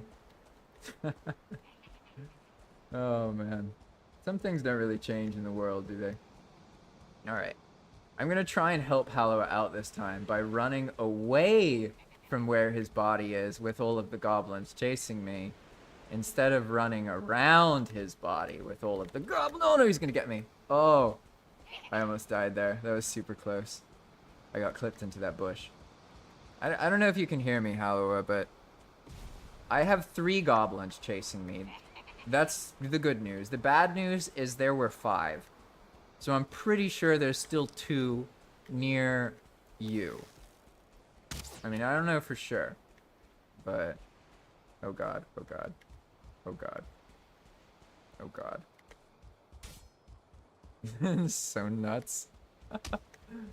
Oh, I love goblins. At least they're goblins, though. I don't mind goblins too much. It's the freaking locks. The locks are insane. Oh, and a vial? Ugh. Leave me be. Alright. Got some cloudberries. Someday my bow skill will be faster. And then I'll be able to just shoot things more easily. Oh, maybe I should take these goblins to that verger. Yeah, I think that's a oof. Good idea. Goblins are just like chopping down this forest here. Oh, it's good stuff. All right. All right. Let's see. Oh, jeez. I love it when I survive and I feel like I'm doing well. And then just boom. Yeah, I did not even see those. I just saw your comment fire. Yeah, surely you're not one of those people. Yeah. Oh man. That was pretty good. Alright, I'm feeling more in the Valheim mode though. Let's see, I got my rant out. And now we got some better loot. We've actually been like raising our bow skill. That's good. Got some stuff here. Can make some slightly better things. And I guess now is a good chance to make a cart and then dump it overboard and then go loot that serpent stuff. That's what I'm gonna do. Let's see. There was a bunch of serpent meat. And once we get some serpent meat, it gets a lot easier to stay alive, I swear. Because then you get that serpent meat, serpent stew bonus. Oof. Good stuff. Alright. No more sausages. Boom, boom, boom. Let's, cool. That looks good. I don't think I've ever looted this before, have I? I guess I did. There we go. This is what I want. Bronze nails. Yeah. These are the true OG of Valheim. Bronze nails and 20 wood. That's all you really need. I guess you need 30 wood, don't you, if you're planning ahead and being smart. Not something I generally do. Ah, yeah, you're right, Jake. I forgot that. Oh, yeah. But get away from me. You can't get up through here, can you? Whoa, you did that quite effectively. Okay. Oh. Okay, I got lucky. That guy he was definitely gonna kill me. I just got lucky. Oh, what am I doing? This is a great place to get feathers. You can actually sell feathers for coins. I wonder how effective that is. I don't think it's that much though. It's like 100 coins for 50 feathers, maybe? Something like that. Okay, where's this cart? No, not the cart. There it is. The serpent meat. Yeah, here we go. So I just need to yeet a cart over this and then use the cart to stay alive down there, and it's all gonna be great. Yeah, I'm sure it'll be fine. Oh, I'm a fool. I forgot a ramp. Yeah, whatever, I'll just do this. YOLO! What? That is not what I was hoping for.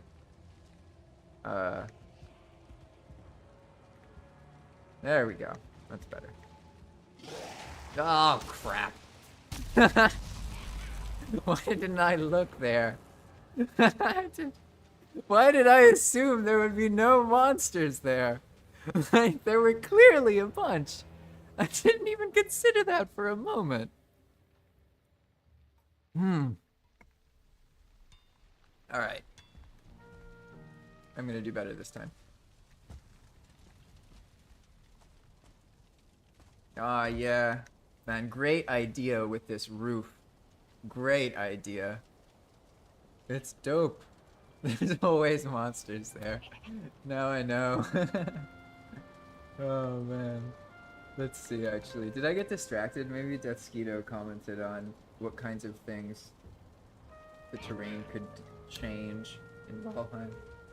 Maybe I just overlooked it. One second. I'm trying to scroll up. How do I do that again? Page up. Chat page up? Nah, that's not working. Do I have, like, something there. Now I'm going to change the hotkey. Well, I don't remember how to go up in my chat. I changed the hotkey. It's no longer page up, apparently. So, Deathskeeto, if you did say what your ideas or something was for how you could make something kind of like in Terraria on Valheim, let me know. Oh, yo, good idea. You got the Serpent Shield? Yo, that should give you... If you block with it, you should get movement speed buff. Because it's a tower shield, and all the tower shields on Enigma give you movement speed when you block. So I think that's a good idea. Can I make one of those as well? Got the good stuff. Nice! That's right. I hadn't really thought about the fact that Serpent Scale shields are much easier to make on Enigma. Alright, I'm gonna go back over there. Oh, wait, no, I need arrows. How do I get... how do I do this? Yeah, I have to use the arrows to kill the monsters. But all of my... Oh, what am I talking about? I know what to do. I have some silver arrows. What am I worried about? Nothing to worry about. I do need, though, a bow. Even like a crude bow would be okay, but I don't have enough leather. Alright. Well, how do I go about this then? I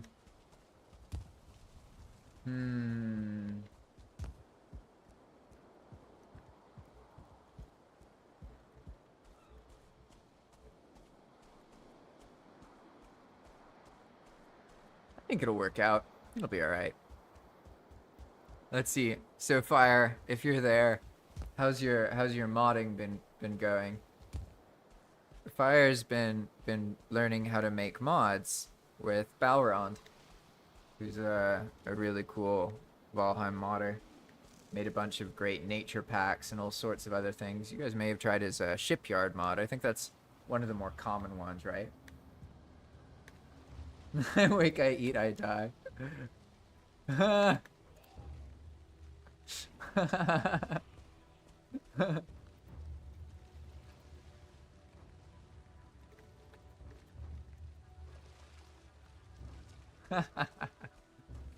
Alright, so now I gotta drop down. Did they destroy my cart too? No, they haven't.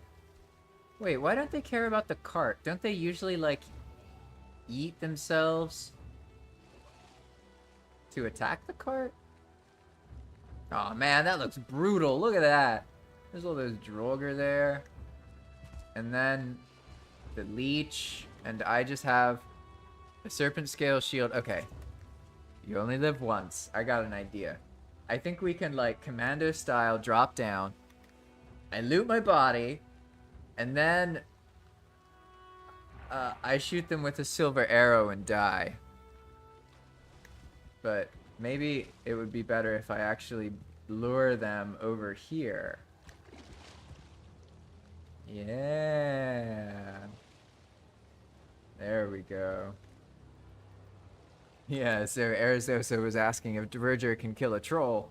So on Enigma, pretty much like one of the simplest ways for you to deal with the increased threats from monsters is to use Verger and other monsters to distract them so that you are not in danger, pretty much. It's definitely that kind of vibe. Maybe if okay. Here's my strategy. Sneak? I always forget sneak's a thing. Aw, yo, I'm leveling up my sneak so fast! Look at that, I'm level 3. Tripled my sneak, just walking from here to there. Yeah, I feel this. Isn't this fun? It is kind of cool to balance on this thing. Looks kind of amusing. I guess, yeah, 'cause the monsters don't see me from below anymore. That's funny. Alright, well, I think I got this. I can just drop down. And as long as I don't land in the water... Or, as long as I don't land in the...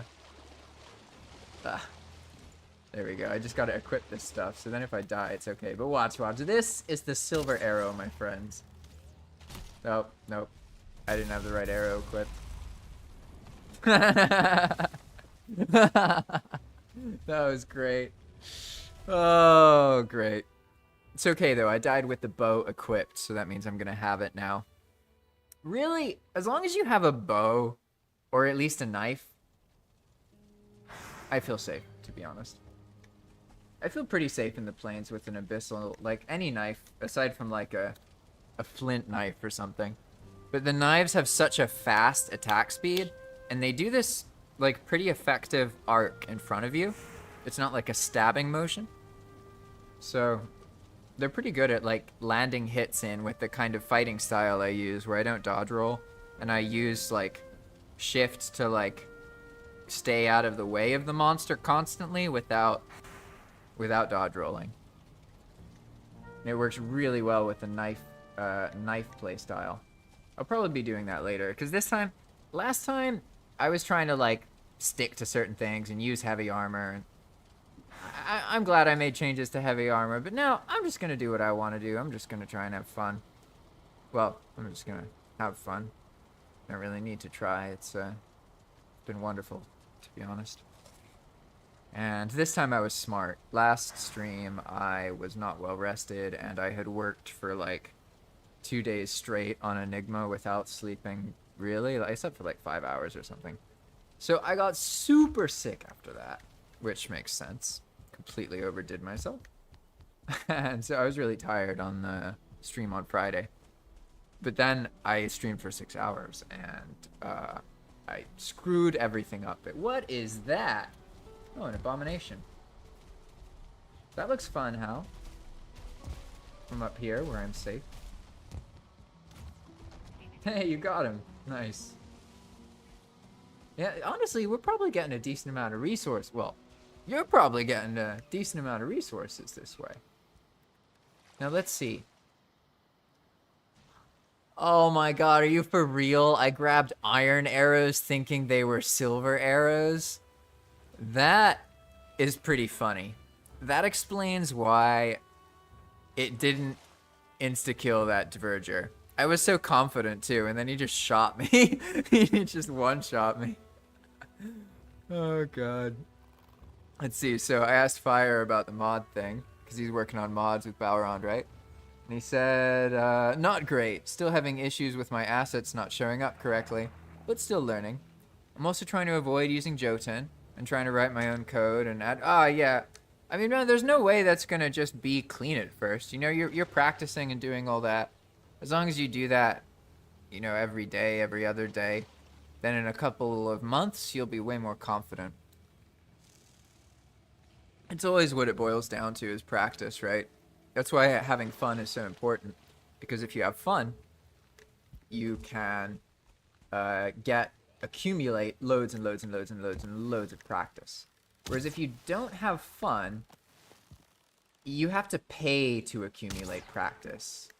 Because it isn't something you fully enjoy, right? Look out, Hallowa! I guess, after all you've been through, a 1-star Droger ain't so bad. Nice. Ow! God damn it. I didn't fall in the water. I was just thinking, too, I was like, man, it's so fun to jump out and fall in the water. There's something in Valheim, maybe it's in a lot of games, because Dakar really likes Heimdivers, right? And I think Heimdivers has a lot of drops, and they're quite thrilling. But that's something I enjoy.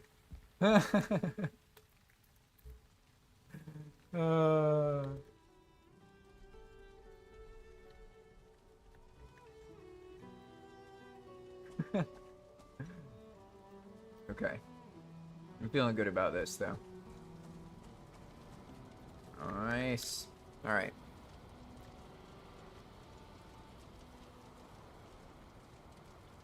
Yeah, it's funny how, like, I've tried to do a lot of things in my life about, like, game development and learning how to code and practice things, but I was never able to get it to stick, really, ever, until EWP, and then just, I'm like a religious zealot with EWP. It's nuts. Like, I acknowledge it's, like, I don't know what comes over me. Like when I script, I go into this different state, and it's literally like existence itself is harder than me just scripting. Hey, it's Mosquito! Hello, hello. Welcome, welcome, welcome.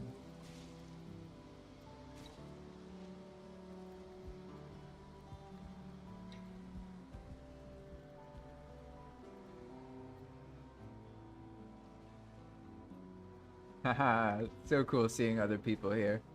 I've been trying to get this the serpent meat.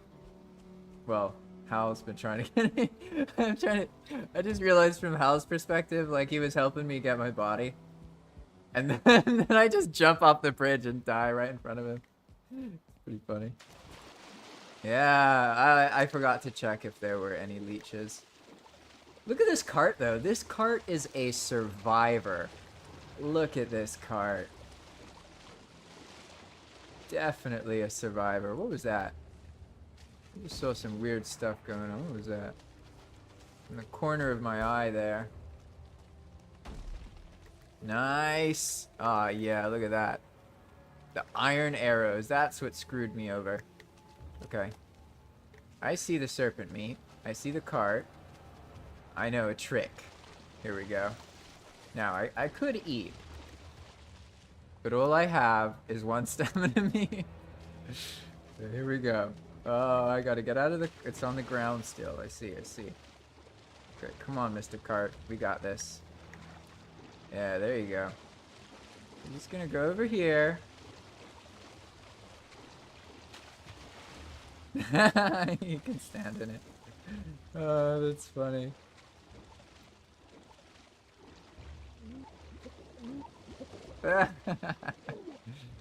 Oh, now I'm drowning. But it's okay. I got this.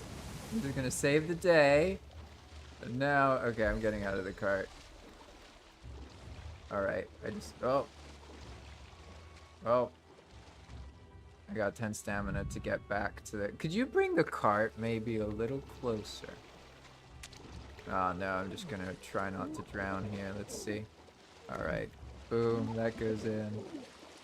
Try and stand on it. Is it gonna work? Is it gonna work?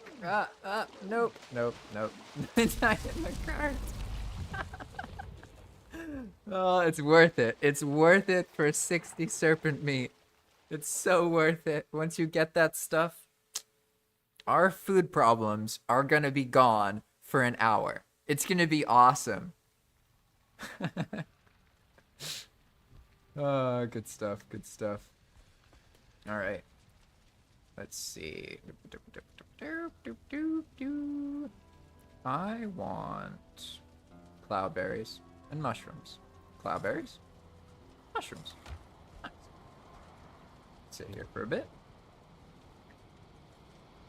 Yeah, Fire says that the FX on death on Enigma are satisfying. Yeah. That was purely because I noticed that in Vanilla Valheim, sometimes when you see another Viking get killed, it's kind of hard to notice it from far away. So the idea is to make it as abundantly obvious and clear as possible, right? So you can't not see it. And then the green stuff afterwards is a way to help make it easier to notice your body. That's the idea. Although now we have Dakar's fancy script. I love this thing. I think it's so cool. My body. You just go my body and then boom. Oh wait, no, you have to go say my body. And then boom, it just points at your nearest body. So apparently I still have a body over there somewhere that's actually closer than the one I just made. Which ah, yes, I remember now. Yes, it was nighttime. Hal and I were shooting serpents. And then 5 goblins showed up. And they ganked us. Yep, that's exactly how it went down. Oh, you have this stuff. I see, I see. Or you have the tomb. How do we get that cart? I was actually relying on that trick with the cart where you can like push into it if it has the right amount of cargo crates in it, and it'll basically allow you to keep going, right? But I see, yeah, I can't be in the water with this 25. Oh no, I have a bit more stamina now. Maybe I'll be alright. Yeah, I'm rested and everything, but let's see. Ah, thanks. Awesome. Nice, nice, nice. I wonder, do we have... Hey, we have some tin. Yo, we're accumulating some decent stuff so far. Got some stuff we can sell. Plenty of serpent meat. Now, where are those silver arrows? Yeah, this is the actual silver arrow. I see why I confused them. They are very similar. I mean, that is pretty much like 3 extra pixels or something, so I don't feel so bad anymore. I don't want iron arrows, though. I want these fancy obsidian ones, and then give me the explosions. You gotta have the explosions. Oh, no, there's no more. Okay, that's fine. We can make more. I'm starting to feel the itch. The itch to find somewhere that's not an alley on an Enigma path. Maybe we're not ready for that yet. Maybe the time's not right. It's my fine wood bow. Ah, yeah, equipment goes to the top. That's right, I remember. Yeah, and I got this shield now. Maybe I'll get another spear. That'd be cool. Yeah, because we can't... Maybe we could actually upgrade. I think we could make a forge upgrade, right? Let's see. Hey, I can make a treasure chest. Not that I would do anything with that, but I could. No, what we want... I want to see... Alright, I can make... Hey, nice. We can actually upgrade it. Oh no, he already did that one. And that one. Oh, it's already upgraded. I didn't even notice. Ah, yeah, it does say level 3. That makes sense. Silver arrows, bronze. Nice. A bronze spear. I think I'll make one of those. Oh, I should have thought about that. I just used a bunch of the bronze. Now I can heal us, though. Here you go. Yay! Alright. I'm gonna try and grab my, Is there a stamina meat in here? Maybe there is. Whoa, yo, some frost arrows. Nice, nice. Yeah, here we go. Stamina mead. I just need one of these. And then... hope for the best. Let's see, I think we can make this too. Yeah, look at this. Yeah, we're bowlers. We can make... nothing. Nice, nice, nice, nice. Alright. Rested. I got this. Let's, feather up. Yeah. I gotta prep myself. You know, fight something more my level. These birds are my kind of level. I can shoot them. All they can do is die or fly away. It's nice. Nope, I missed. Nope, I missed again. Man, these birds are big. It never really occurred to me just, like, if this is a seagull, these seagulls are like a third the size of a person. That's pretty big. And they're huge. We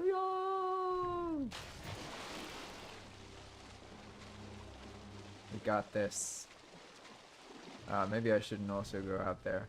I'm gonna see how you fare. I'll just chill here for a bit. Maybe I can be leech bait. Oh, you found the leech. You found the leech, Hal. I was wondering if there was a leech over here. And then you found him. Okay. It's okay. Ah, see, it worked this time. This is the trick, right? You get it to... You use the cart like terrain, basically. Ah, he still got me. No! He bit me over the cart. That little devil. That was impressive. Good leech. We're gonna get this cart. It's gonna be great. I think Hallow was smart, though. He had looted it or something. Let's see. Jake says... 15 more minutes of work. Hey, that's awesome. I'm happy for you.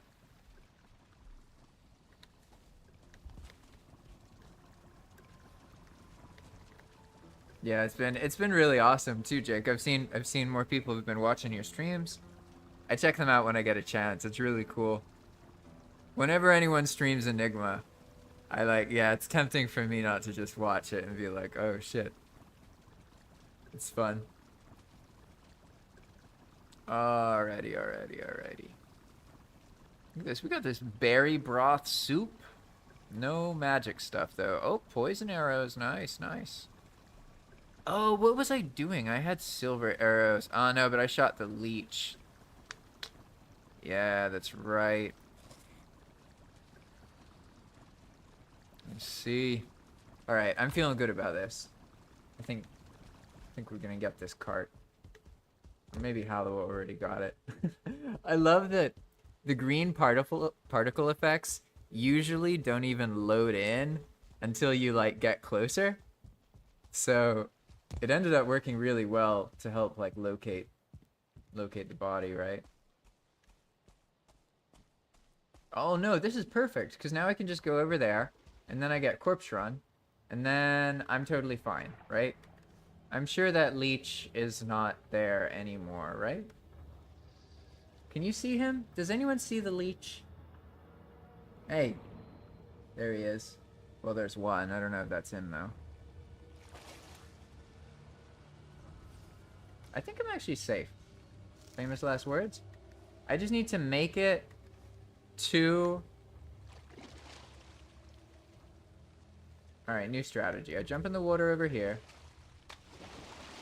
Then I restore my stamina over here. I hope I didn't aggro the leech. I didn't. Okay. I think I got this. I just need to go over here. Loot this, get corpse run. And then use my little cart trick here.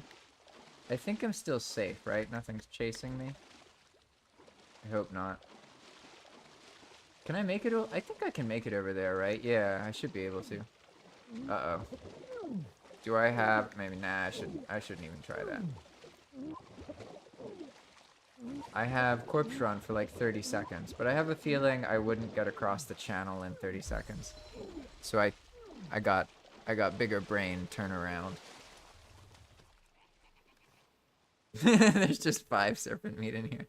See, because Hallow was smart and took the meat out of the cart instead of trying to keep everything in it, which I'm about to do as I go over there. There's a chest there filled with a bunch of stuff. So I'm going to try and get this cart over there.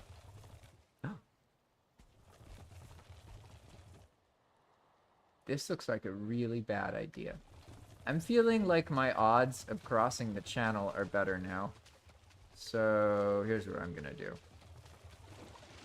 I don't think anything knows I'm here, so for the moment I'm safe, right? Am I safe? Yeah, I'm safe. I should just be able to do this. Oh. Yeah, there we go. Cart walking. This is the first time in my life since I learned this trick. It has actually been useful.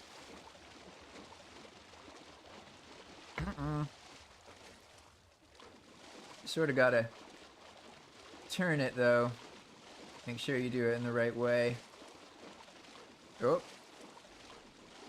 Hey, that totally worked though. Yeah. Alright. This cart is so light, it feels weird. I'm used to carts having a bunch of nonsense in them. We'll have to fix that. Want to go, Mr. Bird? Yeah, let's go. That's right. I got a spear.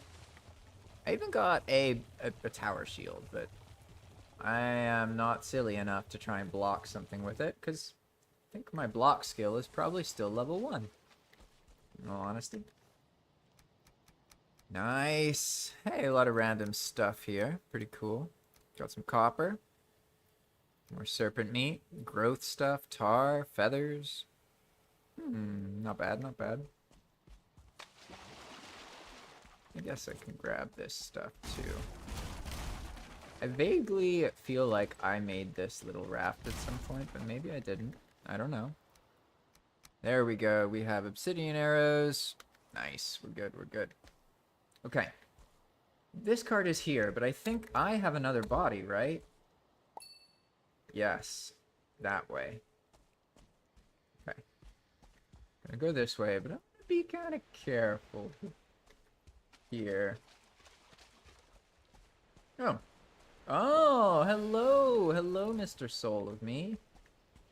I think I can block this with a... It's just a ghost, right? A one... Not even a 1-star. Will this work?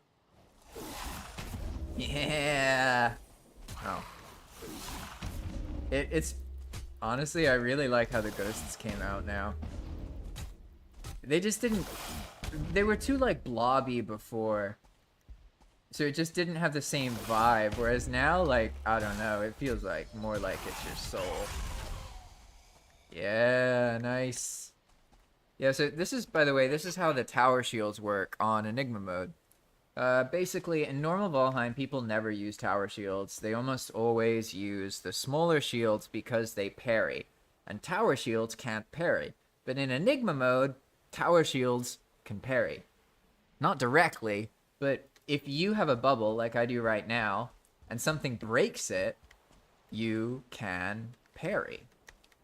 Because you'll stun them, basically. So it makes an indirect parry, if that makes sense. It's a little bit different, but once you get the hang of it, totally works. And also, as you can tell, just blocking once gives you the speed buff. So then you can keep that as well. Good stuff, good stuff. Alright, what's going on? Ah, that's where my fang spear was. Okay, okay. Anything else here? Nice little spot, actually. I like it. I like it. Let's see. Can we make it back now? Maybe. It would be very cool if I survive. I guess I can just do the same strategy, right? Just try and get over there. I need to get off the cart.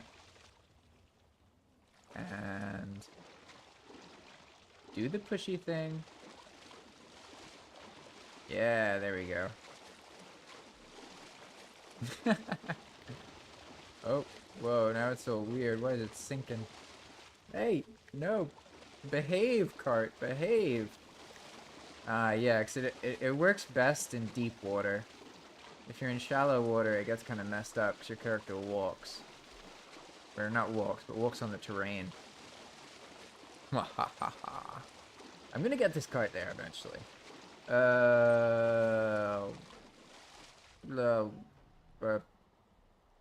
Which way? I'm gonna go left. Maybe that's a bad idea. We'll see. Seems better than the goblins and locks that are just waiting for me right there. Now, if I were to move this cart, it would then alert that goblin, right? Is that how this works?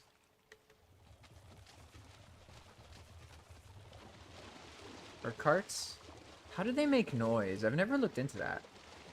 Maybe they're quiet if they're in the water. I don't know. I'm just staying away from them. It's alright. Feels like a long night. Nope. How am I still alive? This is kind of weird. I usually die by now. I'm not really sure what to do now. Guess I gotta try and kill this goblin. Oh, I missed! Ah. No, I didn't miss that time. Uh-oh.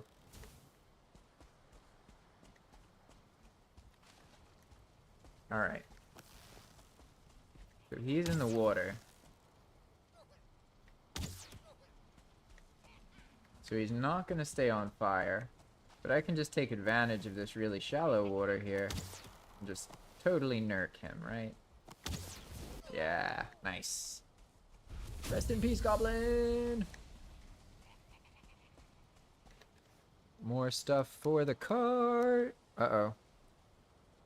Put my arrows away. Never a good idea. Look at all this fire. Oof. Look at the cart with fire. It's funny. Alright, I guess I gotta take care of that goblin too. Gotta be slow and careful. Uh-oh. That's multiple goblins, isn't it? Does it matter? Oop.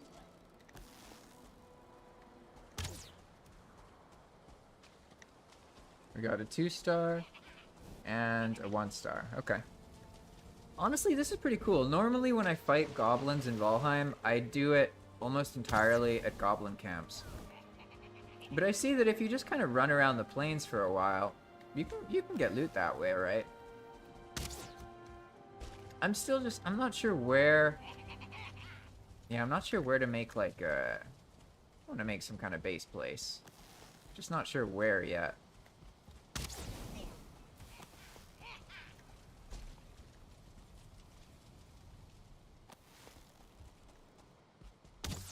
Wait, what's up with that goblin? Why is he not attacking that cart? Weird. Oh. Oh no, that's you. Okay. I thought you were a goblin about to kill me.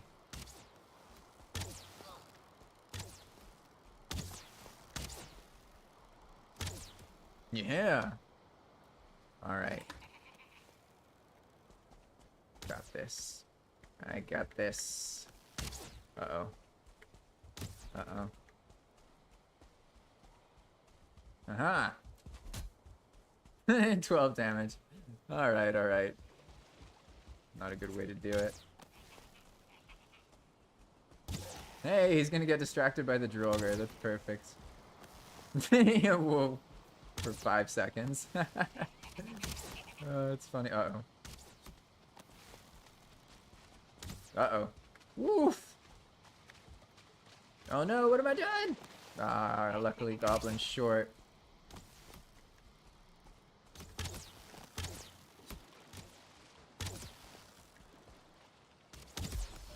Yeah, 21 bow skill. I remember, I think bow... Whoa! That was lucky. I definitely should have gotten killed by that guy. I think the bow skill, if I remember right, by the time you get it to like 40, then it feels like way more reliable. Let's see, what do we have here? Black metal. Well, we can trade black metal scrap for iron. So we've probably got a decent amount of iron that we could trade that way.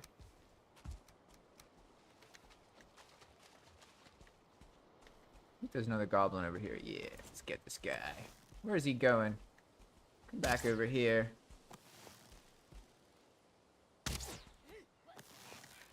Yep. Whoop.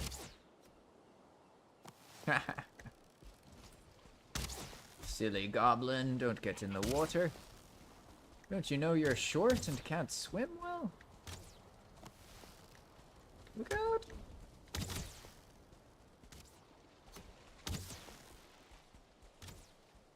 Ah, yes. Using the boat, so much more satisfying. Nice. Nice. Where's this cart? Now I just gotta take the cart up the hill without getting aggroed by a bunch of goblins. I think that's fine. We probably killed most of them by now. I don't feel rested. Insulting. Maybe I should get some armor. I don't know. Oh no, did the Diverger get killed? Could be. They do, it's funny, they do really well until the right circumstance comes up, and then they just get ganked. The Diverger, at least. Okay. Let's see, so... Oh, wow, this is actually where we need to be, isn't it? Nice. One more cart full of stuff. Here we go. Hooray! I'm just gonna do it like this. Make something very simple here.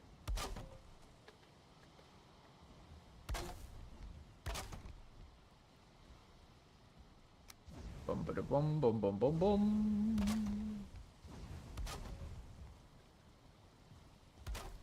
Nice. Okay.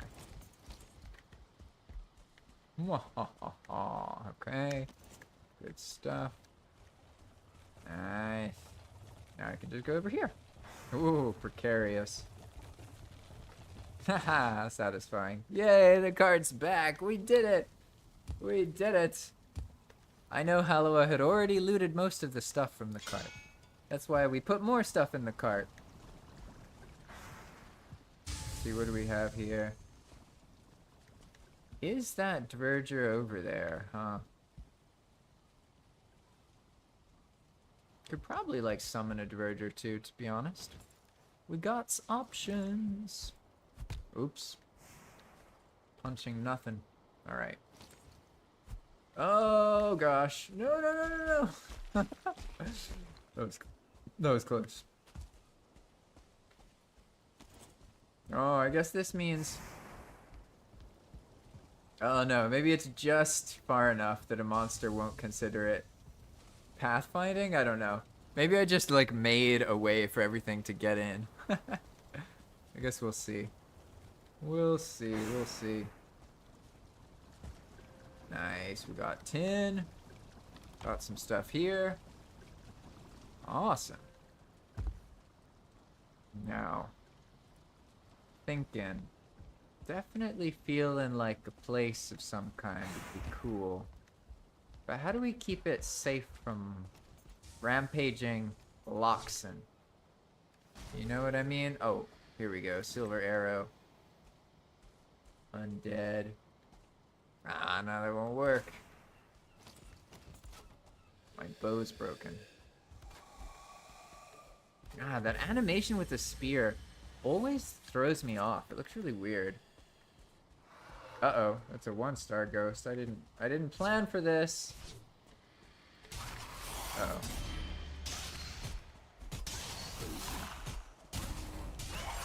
Hooray! Nice.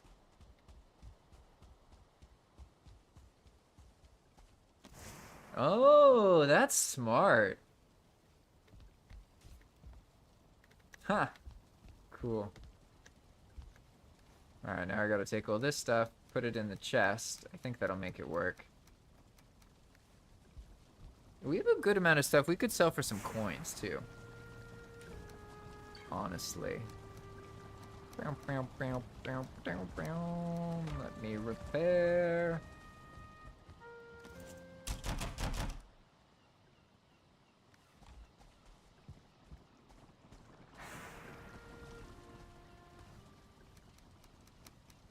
Okay. We got all this serpent meat. Oh, you already got a forge. Hey, that's one step closer. Uh-oh. Growth trophies. Some cool stuff here. Alright, now... Why can't we make this? Oh, because we only have 2 iron. Well... If we were to, let's say, fill this with coal, maybe. I think we just need 1 more iron, and then we can make something, and then we can get the what's it called? I can't remember what the thing we need to cook the serpent meat. This thing, yeah, the iron cooking station. We just need 1 more iron bar. There might already be an iron bar in the smelter, I don't know. Let's see, is there any iron ore here? I don't think so, because it auto-loads it, right? Yeah, we just have 2 iron bars. Yeah, we got 30 black metal scrap though. So if we found a diverger, this would turn into 15 iron. Oh, you know where a diverger is, Hal. Where are you? I don't know where you are, but I see you're trading. I'm trying to remember, I think they have to be full stacks to do the iron trade. So how can I hold a full stack of iron? I guess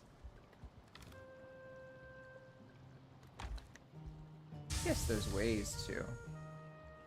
But for now, let's see. Where's all the weight coming from here? We have, okay, arrows take up some. So if I just dump all this stuff, probably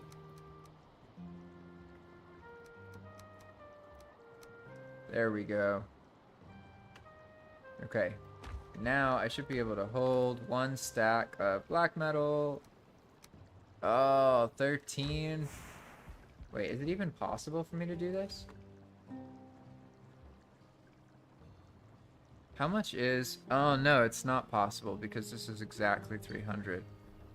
I see, I see. See, I could reduce it by 1, but then I have a problem.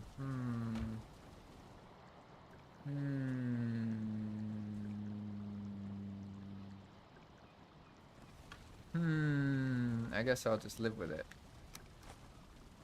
Yeah, that's what I need to do, basically. So I can't carry... The most I can carry over there is 28. So if I get 2... Yeah, I know what to do now. I'm gonna do this. Alright. Now, we didn't get any iron, right? But I can go get some. Where was that trader you found? Straight ahead. Maybe this means straight ahead. I don't know what straight is. I'm just gonna assume it was the direction I'm already facing. You're right, Fire. A win is a win. Where's the diverger? He must be chilling here somewhere. But where? Whoa, Goblin Berserker! Hello! Crazy. Do you have a diverger? Oh, wait! I can just sell things to... Ha! I completely forget that that works. Awesome. I'm gonna be patient and do it this way. Oh no, something got Hal. Yeah, I can just go up here. Boom! Yeah.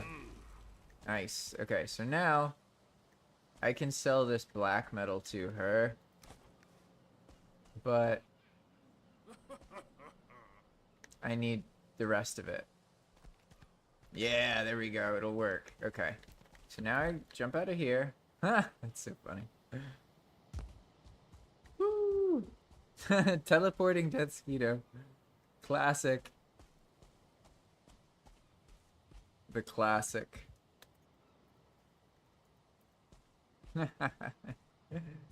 Alright. How do I order run? There we go. Shift. Nice, nice, nice, nice. Alright.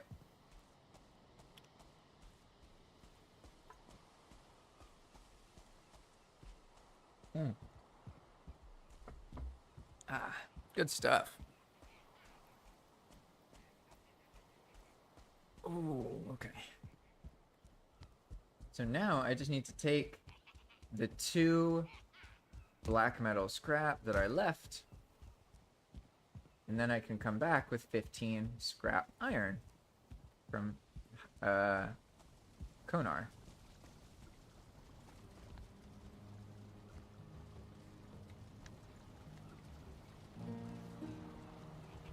Oh. Uh-oh. Let's see. Is there some chilling in here? No. There's a gem, though. That's cool. I need 2 black metal. Here we go. I guess I should take other things that are only sellable and aren't useful right now. And I should just sell those things.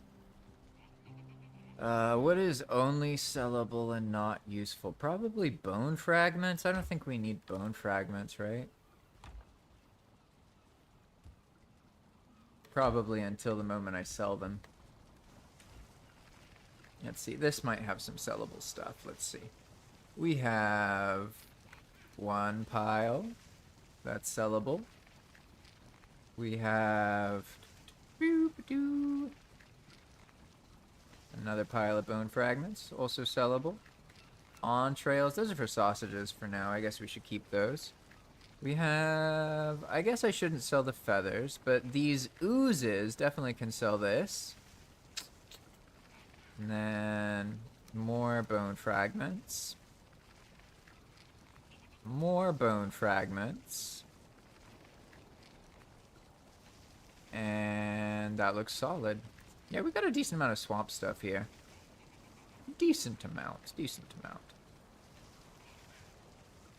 Okay. I guess I'll sell 1 sack of feathers. We already have a couple. So now I can just run all the way over here. And then I already put the 28 black metal. Because I can't actually carry a full stack of black metal, so I had to do it twice.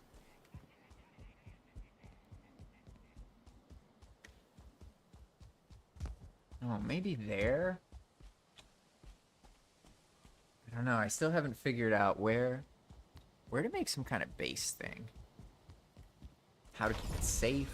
All these things. I guess that's not a good idea. It's too close to this area. The fort would be really fun to fight. I've never actually fought one of the modified forts myself. I was just deving them. Greetings, Slayer. This is so funny. This definitely feels a lot more precarious than the actual way to get up there. And then you can't even get in here. That's funny. Konar, let me in! Please! Konar! Help me! Now I'm stuck. Oh god, how did I do this? Good thing I can just... Yeah, clip in. Alright. There we go. Now all I do is I do that. Boom! Nice! She trades me the iron, and now I'm like, boom, boom, boom. Ah, yeah, I see why the players like spamming this. Look at that. We are rich now. Or I guess Hollow is rich. We have 1,000 coins. We could do a lot of things with 1,000 coins. I could ask Konar for a Slayer task right now, but I'm not going to. That would be a waste of the money. Just gonna take it, run over here. Once we get this iron, yeah, I think the worst of the unequipped era is now over, because I got some iron. We got coins. We can probably buy something with that, or I don't know, do something cool. What though? We could summon a Diverger. That's always pretty cool. I don't know though. Maybe Halloa can decide what to do with the money. And so what you just saw, that's something that you can do with pretty much any Diverger in Enigma mode. They're all merchants.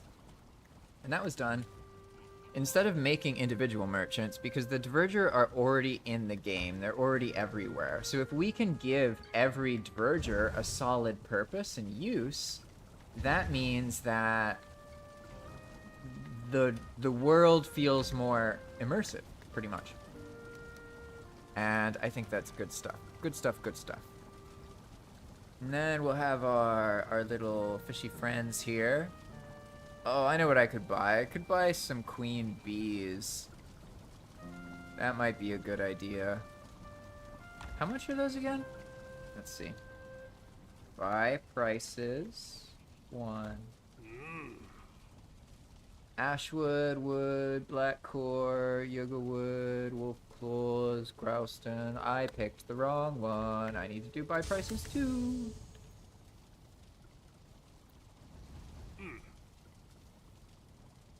Alright. Carts. I did it too early. It's clippy. It's fine. There we go. Where is the... Ah, queen bees. 2 queen bees for 605 coins? Oof, that's expensive. I'll ask Hollowa. Yeah, I'll let him decide.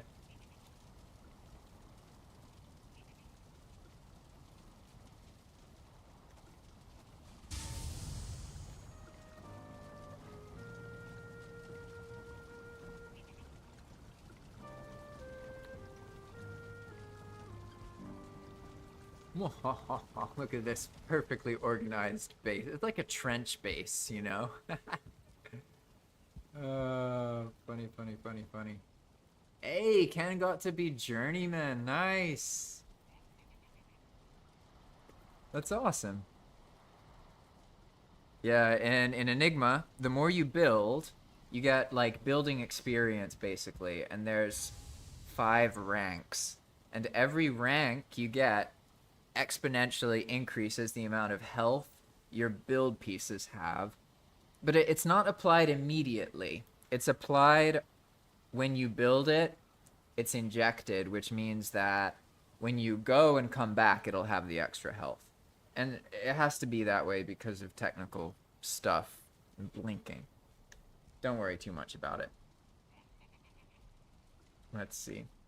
How's the server doing here? I haven't really been checking. Oh, it's so crazy seeing people online. That's very cool.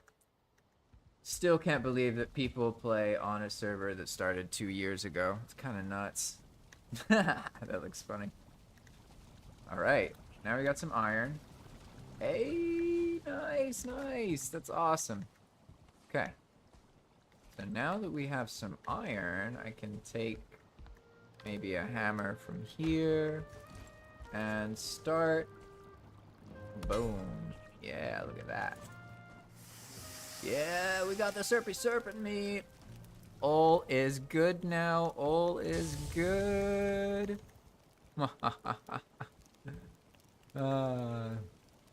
Let's see. Fire says, that's a steal. I sell them for 500 on my... Oh, the queen bees? Yeah, I guess you're probably right. Queen bees are quite useful. But in Path of Magic, the beans, the bees can get eaten, pretty much. Yeah, they get taken away. We did it. Now we have some serpent meat. Well, that'll make things a lot easier. Serpent meat gives you so much health. It's so useful. Genuinely useful. Let's see. Don't have a crypt key yet. So can't get iron that way, but we can get iron by killing goblins and trading it. So I guess it's more about like having a way to have a cart out there that we can then like move around and stuff. But definitely we've accumulated a good amount of resources. Can probably start like building something pretty soon. Oh, someone even got a charred cogwheel. That's awesome. I feel like there's something really cool you can do with... Oh, yeah, I want to loot this. 1 second. Yeah, nice. Someday. Yeah, we need molten cores to do that. That's right. That's right. Ah, and the restart's happening. Well, that works out, actually, because I've been streaming for a while, and I still need to go to the grocery store and do some other things. So, I will end right when the world restarts. I'll just kind of chill here for a bit. Kind of think about what to do next time. This...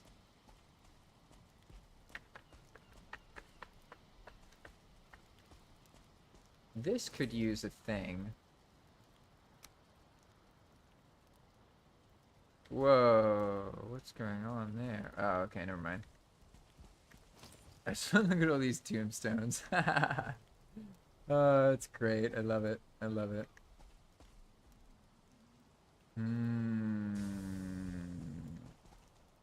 Ah, so Death Skeeter says, any ideas for your building competition challenge thing? Yeah, I'm not sure yet, to be honest. So it's more like I try and find things where people feel kind of inspired. Uh-oh. Uh-oh. Let's see, is this gonna work? Can I just step over this? You got this. Oh, I'm out of arrows.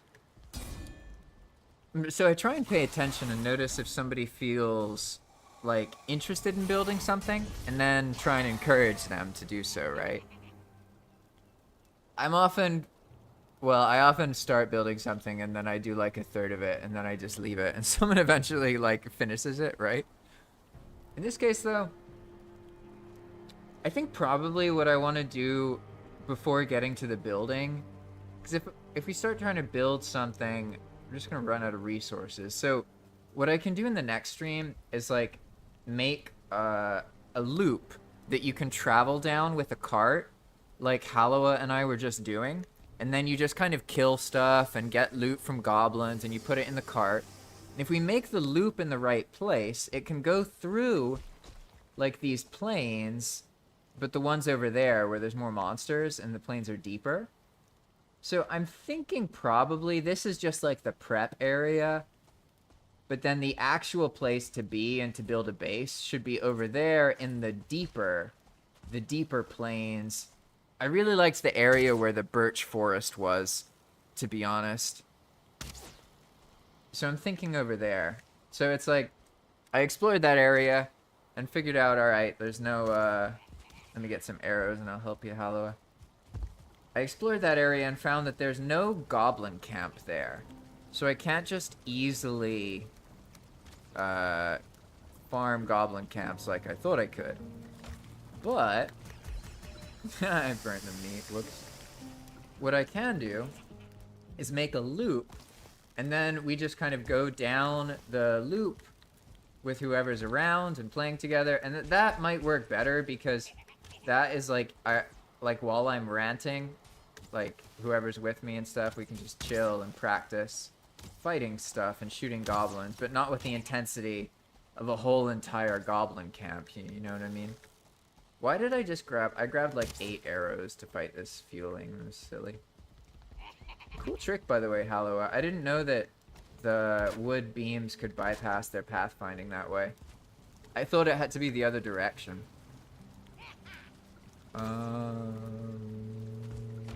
Where are those arrows? Hey, here we go. Nice. Good stuff, good stuff, good stuff. Okay. So I guess really, it's like make the path thing, figure out how to acquire some food based on our limited plains situation here. We can get plenty of serpent meat. But what kind of stuff can we actually make? We need to upgrade the cauldron, right? Yeah, and how do we do that? Oh, this is the easiest way by far. We just need some ancient bark and 2 core wood? That's nothing. Okay, so we can definitely do... We can do the mortar and pestle. Oh, wow, we could do that one already, actually. Yeah, we can do mortar and pestle and butcher table. That's so... It's so funny experiencing, like, a totally different progression, right?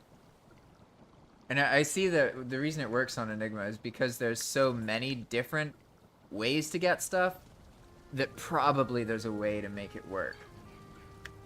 Whereas normally in Valheim, you can't just go to the plains because you literally, like, won't be able to get most things. So you have to put a lot more effort into figuring out how to do that. Oh. It is pretty satisfying. You were doing good, man. You almost got him. Almost got him. Alright. Let's fill this up. And let's see. So what we need, really, actually, is just a little bit of core wood. I guess I could just buy that, actually. What is it? I have like 3 minutes left. Buy prices. 2? Is that right? Core wood. Core wood. Yeah! 50 for 200 coins. Nice. It's totally affordable. Can help you now. Yeah, the teleporting mobs are the worst. Let's see.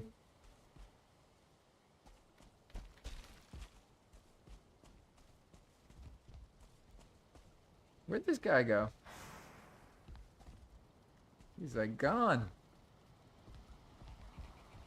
Yeah, weird. Well, I'm gonna get this core wood before we get kicked off here and I end the stream. And then just so you know, everybody, this is my schedule now. So the exact time of the stream may vary. It may sometimes be a couple hours earlier or later, but it's always Monday, Wednesday, and Friday. And you can look on YouTube and you'll see the next week. Make sense? I'm not going to schedule it out further than that because I'm trying to focus on, like, okay, kind of like making arcs, right? So this week, I'm hanging out in the plains, getting used to it here. Next week, we'll see what happens. But I'm trying to take it week by week and kind of make each 3 parts be kind of related to each other.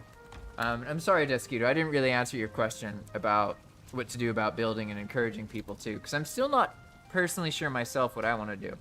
So I need to play more and do this, and then I'll get a better sense of what kind of things I could have other people do and encourage them to do, etc., etc. But first, before we get kicked, let's buy some core wood. Boom! Nice. Okay, now I have the core wood, so what we can do now real quick is we can make our fancier kitchen supplies. Technically, all we need now is just 2 ancient bark. Ah, yeah, I was also going to buy those bees, too. That's right. Bees, bees, bees, bees, bees, bees, bees, bees. I don't remember where I put the coins, though. I'm going to get kicked, like, very, very shortly. Ah, here we go. Let's see if I can get the bees in time. Say bye. There we go. Got the queen bees. Nice. All is good. Got the bees. Gonna put the money in here. Got that all in there. I guess I should make the bees so they actually do something. Oh, before I get kicked. Wait. Why did I not get kicked? Am I getting kicked now? There we go. I was gonna say I should get kicked. Alright, everybody. What a fitting way to end this stream. I will see all of you on Wednesday. And as always, if you want to try Enigma Mode out yourself, it is available very easily to install through R2 Modman. All you have to do is search for Enigma Mode, and it only has to be installed on one player, the host. So let's say that you were to play normally, right? You play single player Valheim, you're in your world, you do this so that you can invite someone over, right? If you had Enigma Mode and you did that, whoever joins will also experience Enigma even on a completely vanilla client. And that's the power of it. You can put Enigma Mode just on the server or just run it yourself and then invite other people. This is the world of vanilla friendly that I've been trying to expose people to and show as much as I possibly can about. Anyway, thanks for watching, everybody. This was a blast. I feel like this is actually the first stream where I'm totally comfortable. I know what I want to do. And thanks all for all your support. I'll see you all next time. Bye-bye.